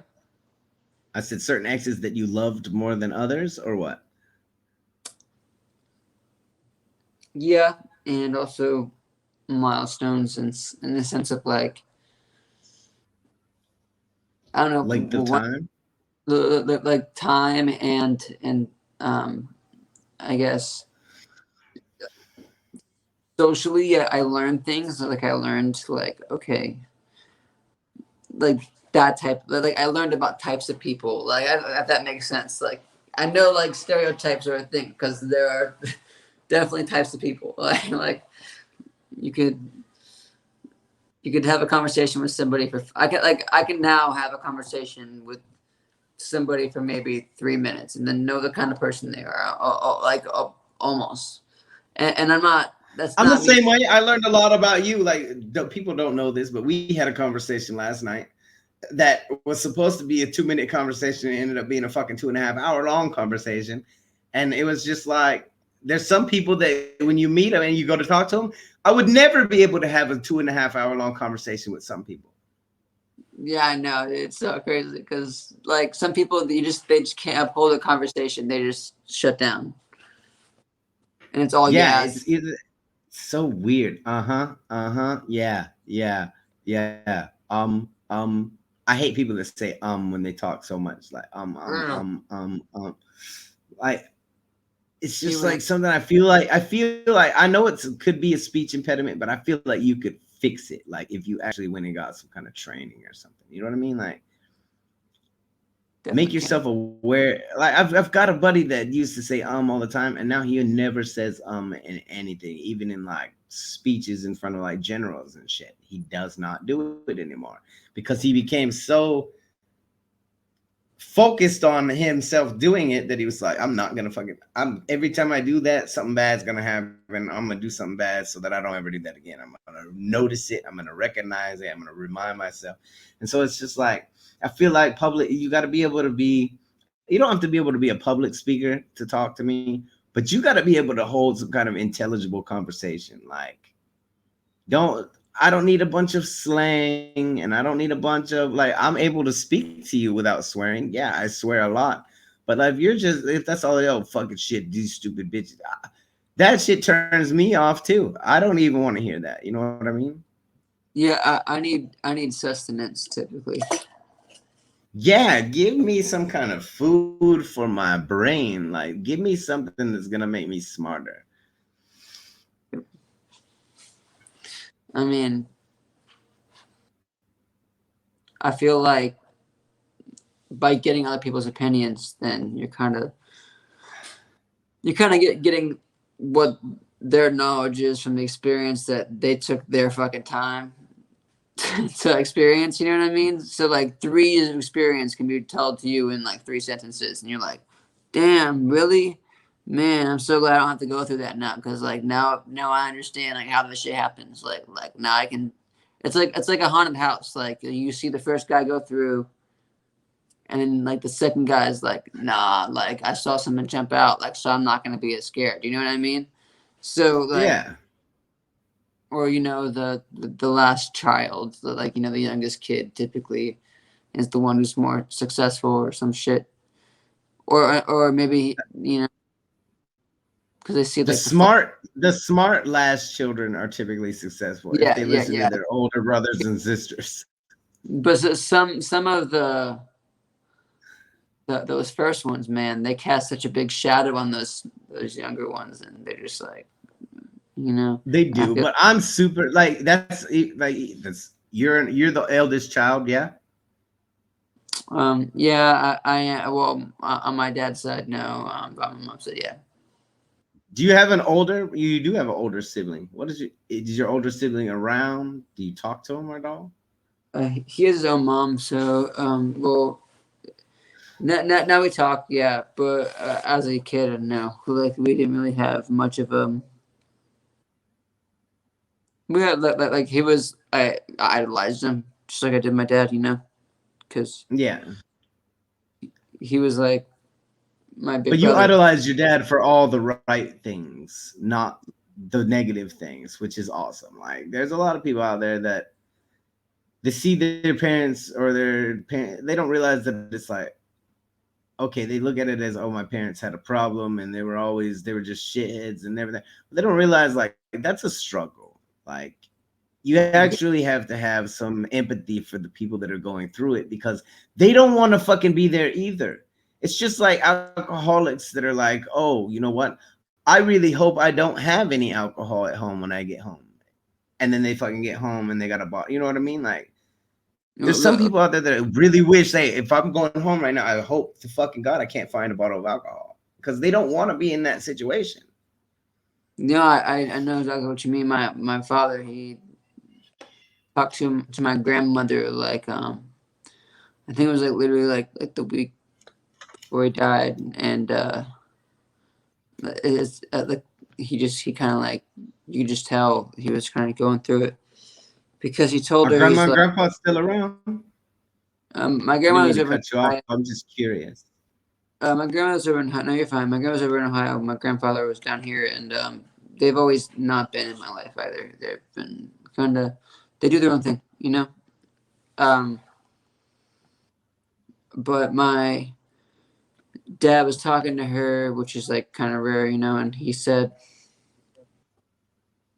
she was like, "You just got to get this monkey off your back," because like he was an addict himself, and he was like, "No, you don't understand, because I don't have a monkey on my back. I have a fucking gorilla, and it's not letting go." That's what he said, and like They for know some, they know. I'm sure that all of them know. Like everybody thinks that they're just like some changed ass person, but down inside of there is the same damn person, and they know what they're doing is not right. yeah, yeah, it's sad. They It's don't like, lose their morals. Like some of them yeah, do it with the wrong drugs. I won't say they don't all lose their morals, but in many cases, that person is still in there. That's why I because don't Xan, believe in giving up on people. yeah, it's, like my dad, he did a lot of pills and stuff, but like Xanax, like he was just a whole different person. Like so, and obviously like hydrocodone, oxys and stuff, but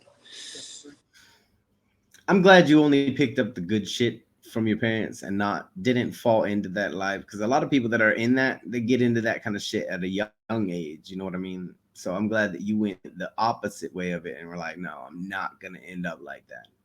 yeah, but I mean, like I'm not gonna say that I didn't have my low points, and I'm not gonna say that I didn't have my own experience with drugs in my life, and like I'm not gonna say that my music 99% of people do at some point have some kind is of and especially experience where they just fucking hit it.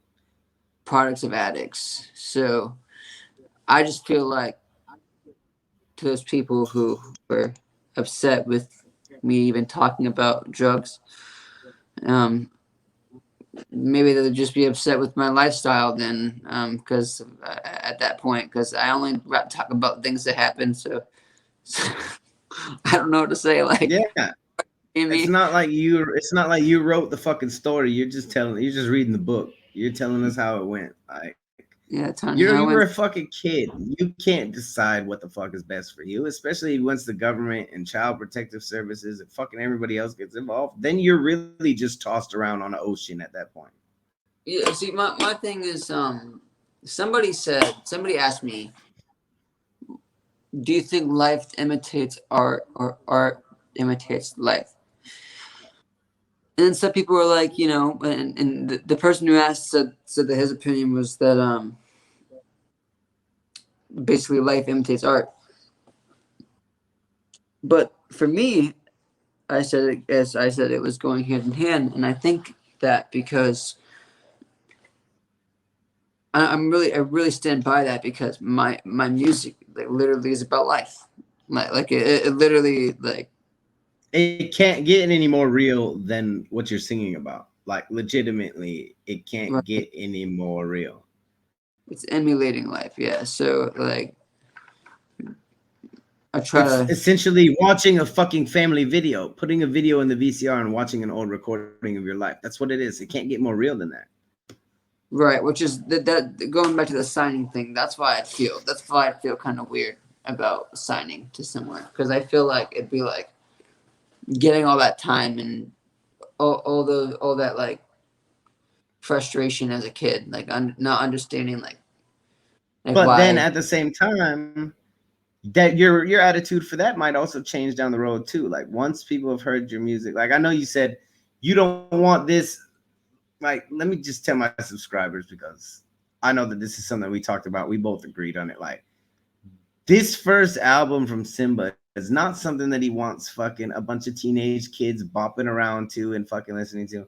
This is meant for way more than just like casual listening. This is meant for those people that like it's going to reach, it's going to help, it's going to like this isn't he's not trying to glorify his condition, he's not trying to glorify drugs or his mom's condition.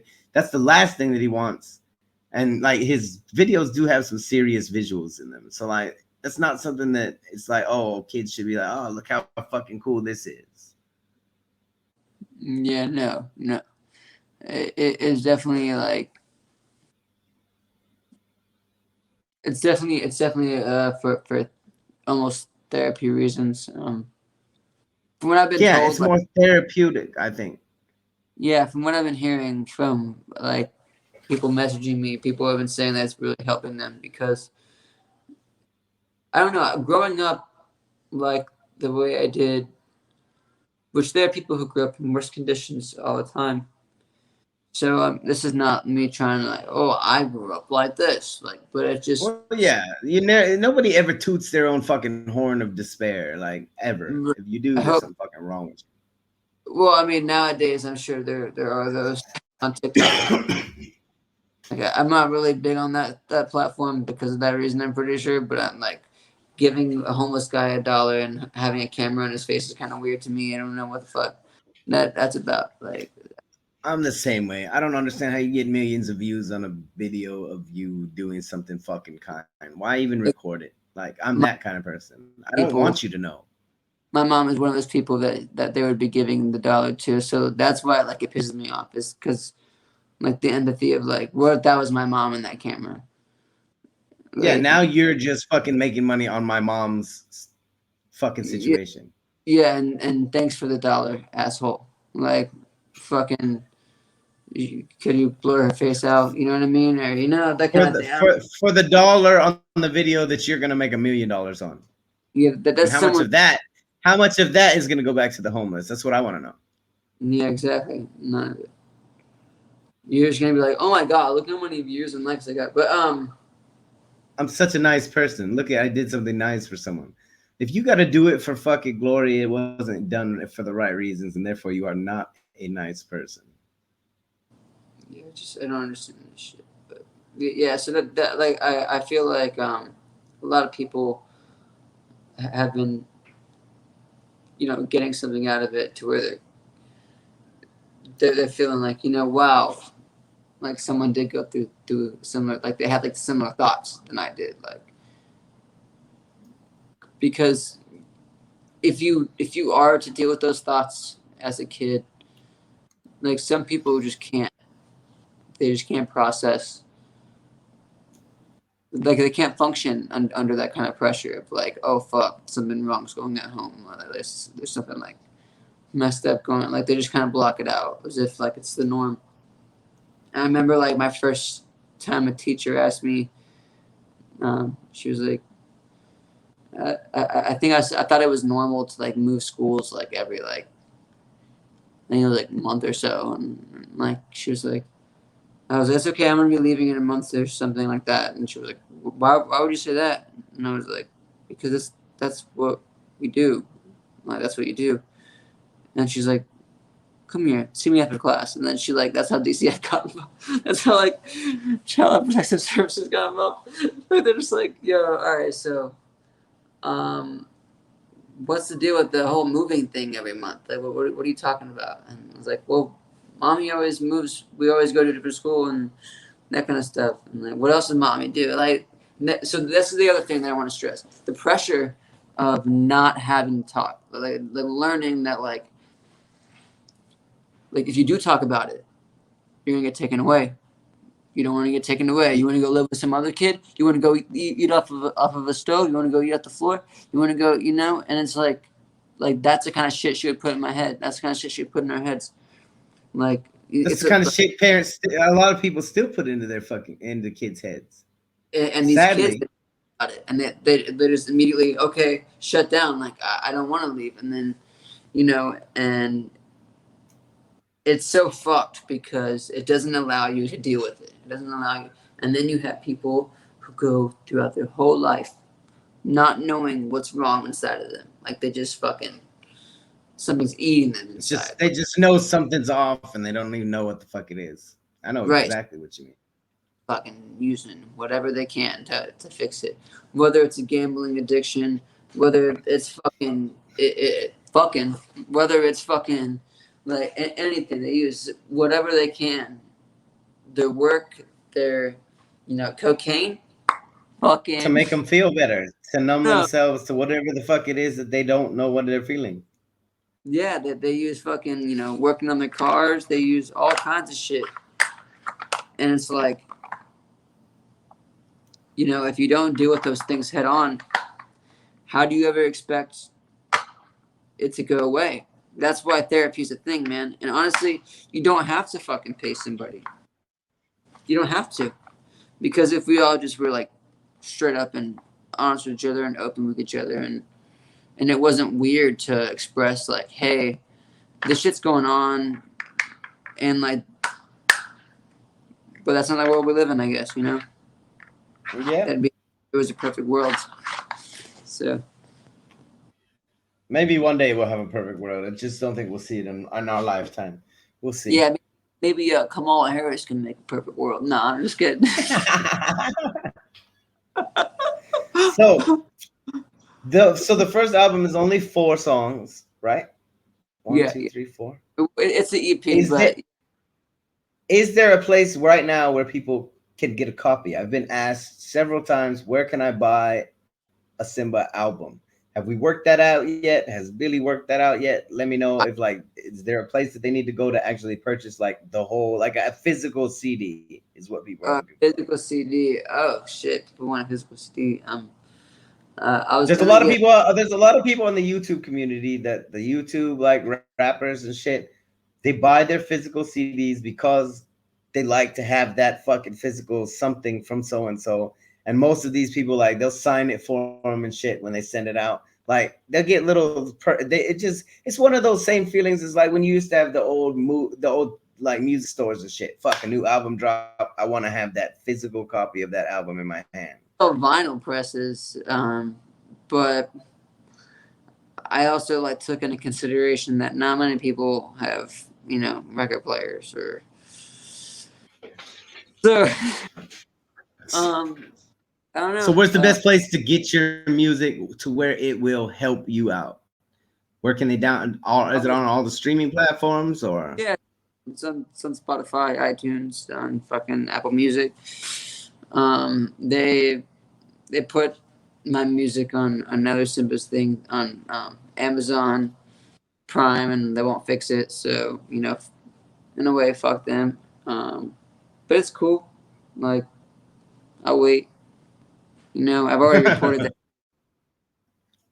What are you gonna do? So what's the way ahead for the Coalition Entertainment Group? How many have we discussed? Like I know we're talking about Lucas Delgras coming on, and we're talking about like him possibly doing some shit with you together. But like, is there anybody else that Billy or you really have eyes on? Is there anybody else that we're looking at bringing in the future? Like what does the future hold for the Coalition?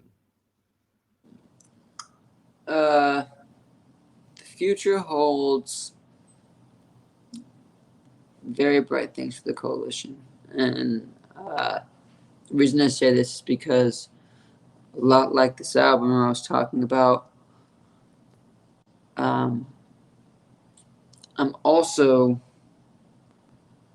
the Coalition Entertainment Group is actually able to spread out to different genres. So Lucas might be in a different genre than I am. Because I'm not in a genre, and he might not even be in a genre. and we have other entertainment artists that we were looking at. Yeah, it's gonna be. I have my eye on one person, maybe two, but yeah, everything's gonna be chugging along. It seems. How soon till we see something new from Simba dropping? By the end of this week.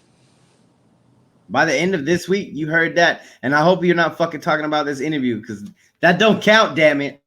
No, I'm talking about. I have a studio session for "Hold Me." It's the first song. The first song to start out my album in like the sequential order that it's supposed to be in. The new one coming out. Is it gonna be a whole live studio album or? It's yeah. It's not Will gonna you be be on doing? YouTube. Do you have any music videos planned for them or no? I will be doing music videos. Some of the songs I have harmonies like that I don't really do harmonies too often. Okay. But I have harmonies that are essential for these. So I'm gonna be doing music videos for some of them because doing them live would be great. I just feel that the song is completed with the harmonies. You know what I mean? So there are Yeah. times where I'm singing and I'm also singing again, but two different things. And one thing's carrying a note, and then like there's there's things that like I really want people to see, and I want them to be like oh, like that's how that's supposed to be. You know what I mean? Yeah, Um, absolutely. Showcase your technical ability too. right, right. But you're gonna be going through the journey of my eyes, and just listen to just lyrically. Hold Me is trying to stress to you uh, the reason like how I see things and how the journey's gonna start, like how this journey, how you're gonna view, suicide note, the album. So it also is like a different genre. You're gonna be like, oh wow, that's another voice, I guess. But it's also That's okay. I'm excited for it. Like I like different shit. the end of Bitter, the I am not high part. I cross my heart, stick a needle straight into my eye. Hmm. That part, it was so hard not to sing that just now. Like I really wanted to sing that, but my voice Don't hurts. Yeah, I For know. you guys that don't know, hey, speaking of that, I was gonna call that out. Like we've got a lot of subs on this channel now. Like there very well could be some vocal coaches in there. I've seen some in the comments that are talking about it and stuff. Simba needs a vocal coach. And so if you have vocal coaching skills, hit that boy up so he can figure out how not to kill his vocal cords. Yeah, I just be singing too much, Um, but The fact that you're able to do what you do without ever any like formal training or vocal coach is fucking ridiculous though. I'm just gonna throw that out there. yeah, I get that all the time, especially whenever I go into a studio. The only man that ever sang like a fucking auto-tune machine so well that people thought he was using auto-tune. Yeah, it is pretty true. I don't like hearing that. It's so annoying, but it's okay. That's why I brought it up, and that's why I'm definitely like when we close this out, I'm gonna finish with your lit cigarette studio session just because that's you. This damn interview isn't about Kasky. That's a cool way to show off that hey, I'm not fucking around. Like I'm here to stay.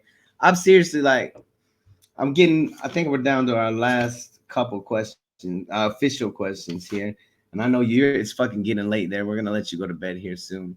But is there anything that you want to like say to the subscribers? Anything that you want to throw out there? Anything that go ahead, have your time, like speak to them. Oh, for real, thank you guys for supporting me. If you have and if you haven't, thank you for getting to this portion. But fuck off. No, not imagine. No. No, but for real, thank you. Like seriously, everybody with was any support to Highly Combustible or me, Simba over here. And thank you for all the people that are messaging me and letting me know that they do empathize with me and they do hear me. And to all the reactors, especially, you guys have really been, like, it means so fucking much to me for you guys to even be critical of me. But I've been getting more support than anything, so I really couldn't have asked for more, and I didn't know what to expect in the beginning, and I didn't know I'd be like getting so many reactions in the first place. And honestly, it's really nice to see that people can take what I say and actually like get something out of it, you know, like it wasn't just time wasted, and it wasn't like I'm not just some crazy kid who fucking was rapping outside of Longhorn Steakhouse and then rapping outside while I'm building docks outside someone's backyard and fucking like everything like it's happening, like, you know. Thank you. Like, and it wouldn't even be possible without most of you guys, for real. So, I just want to really say I sincerely, like, thank you guys and appreciate it. That's what I'm talking about. Simba. You're definitely gonna be, you know, you're here anytime you drop something new, you know, we'll be on it fucking same day. That's the way this works. Like, we're all about it. If you guys haven't gone over and supported Simba yet, his channel will be in the description. All of that good information. Go check him out. Go get some of his songs. Like, show the man some support. We're here all day to help mama, for sure. Like, when it comes to moms, that's something I don't mess around with. I love my mother to death. And if anything, if she was ever in that situation, bro, I don't even know if I'd be able to be strong enough as you have. So super like respect to you. Mad props to you for even like throwing yourself out there. And it really does help people. It really has been therapeutic. Even for me, like, I might be one of the first people that can actually sing along to every Simba song now. So they're there. Our Filipinos and everybody's loved you so far. So like, I'm looking forward to the new shit. What I'm gonna do now is I'm gonna close it out with Lit Cigarette, the studio sessions. You stick around, and then after I end this recording, we'll be able to talk backstage for a second. But I appreciate you truly coming on. I didn't realize we were gonna take almost 3 hours for the interview, but I'm glad we did. We learned a lot about you today.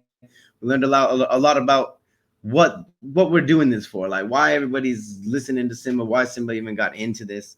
And so I really appreciate you even like taking the time to get on here with us. I know it's really late there and shit. So thank you. No, bro, you're totally good. I thank you for having me on, for real. And absolutely, we're gonna go ahead. I was just gonna stress that. Thank you again, for real. That's it. No worries at all. With one of the things that we are gonna look at, me and Simba talked about, is he might be popping back by the channel from time to time. We're gonna do some joint reactions, some Simba sessions kind of thing. That way he can get on here and you can hear kind of and see kind of the way he feels about music and the different music that he likes and dislikes. So it'll be a way for us to do something joint together, which I'm looking forward to. If anything else drops new or anything like that, we can always just come back and do another interview as well. You already know. We're gonna do that shit. So I'm gonna put all your information and all your social media links and shit down inside the description. I'm gonna close this out with Lit Cigarette, but once again, I truly appreciate you. Let's roll it. Thank you. Thank you. What's up, guys? My name is Simba. This is Lit Cigarette live without Kasky's parts. So just Simba, Lit Cigarette, my version that I originally wrote. Thank you. Let's go.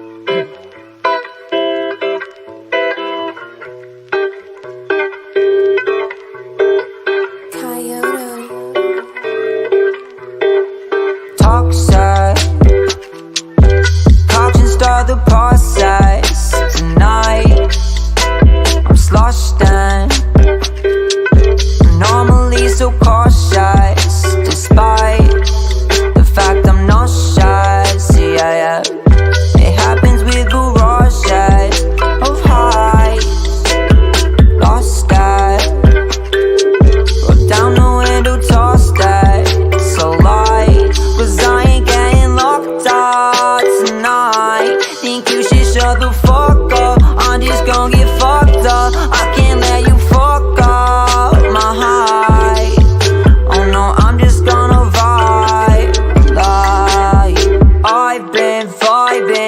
inhaling spices. Some win Heisman's, but there's no license in me. I write them. This precious time, guys. Over time, it's adding up. No retires, got so rough. I think I had enough. Let's just unwind. I've been so tired. Sacrifices, you can't buy them. You just pay for a day. Then they say that the rest of it's I lost my pride on just one lie. And how are you the one who's perhaps you always told me keep my chin up. Ooh, pineapple, Malibu, and grenadine, my remedies. Knew that addiction was in my jeans. I cannot let that shit get to me. Drop that shit on the day. I will bit up a fin on a cigarette. I ain't no quitter, but I fuck my girl until she gets the jitters. Lying of my pride, my name is Simba. Mufasa died in manga. High pathological Lionel sister. So waving and painting the picture. Yeah. Hey, I tricked the fantasy, all of her fantasies. Tripping on acid, not talking no tangerines. I'm on your tumor, still can't but just pander me. Now let us learn about my fucking family tree. Hey, look.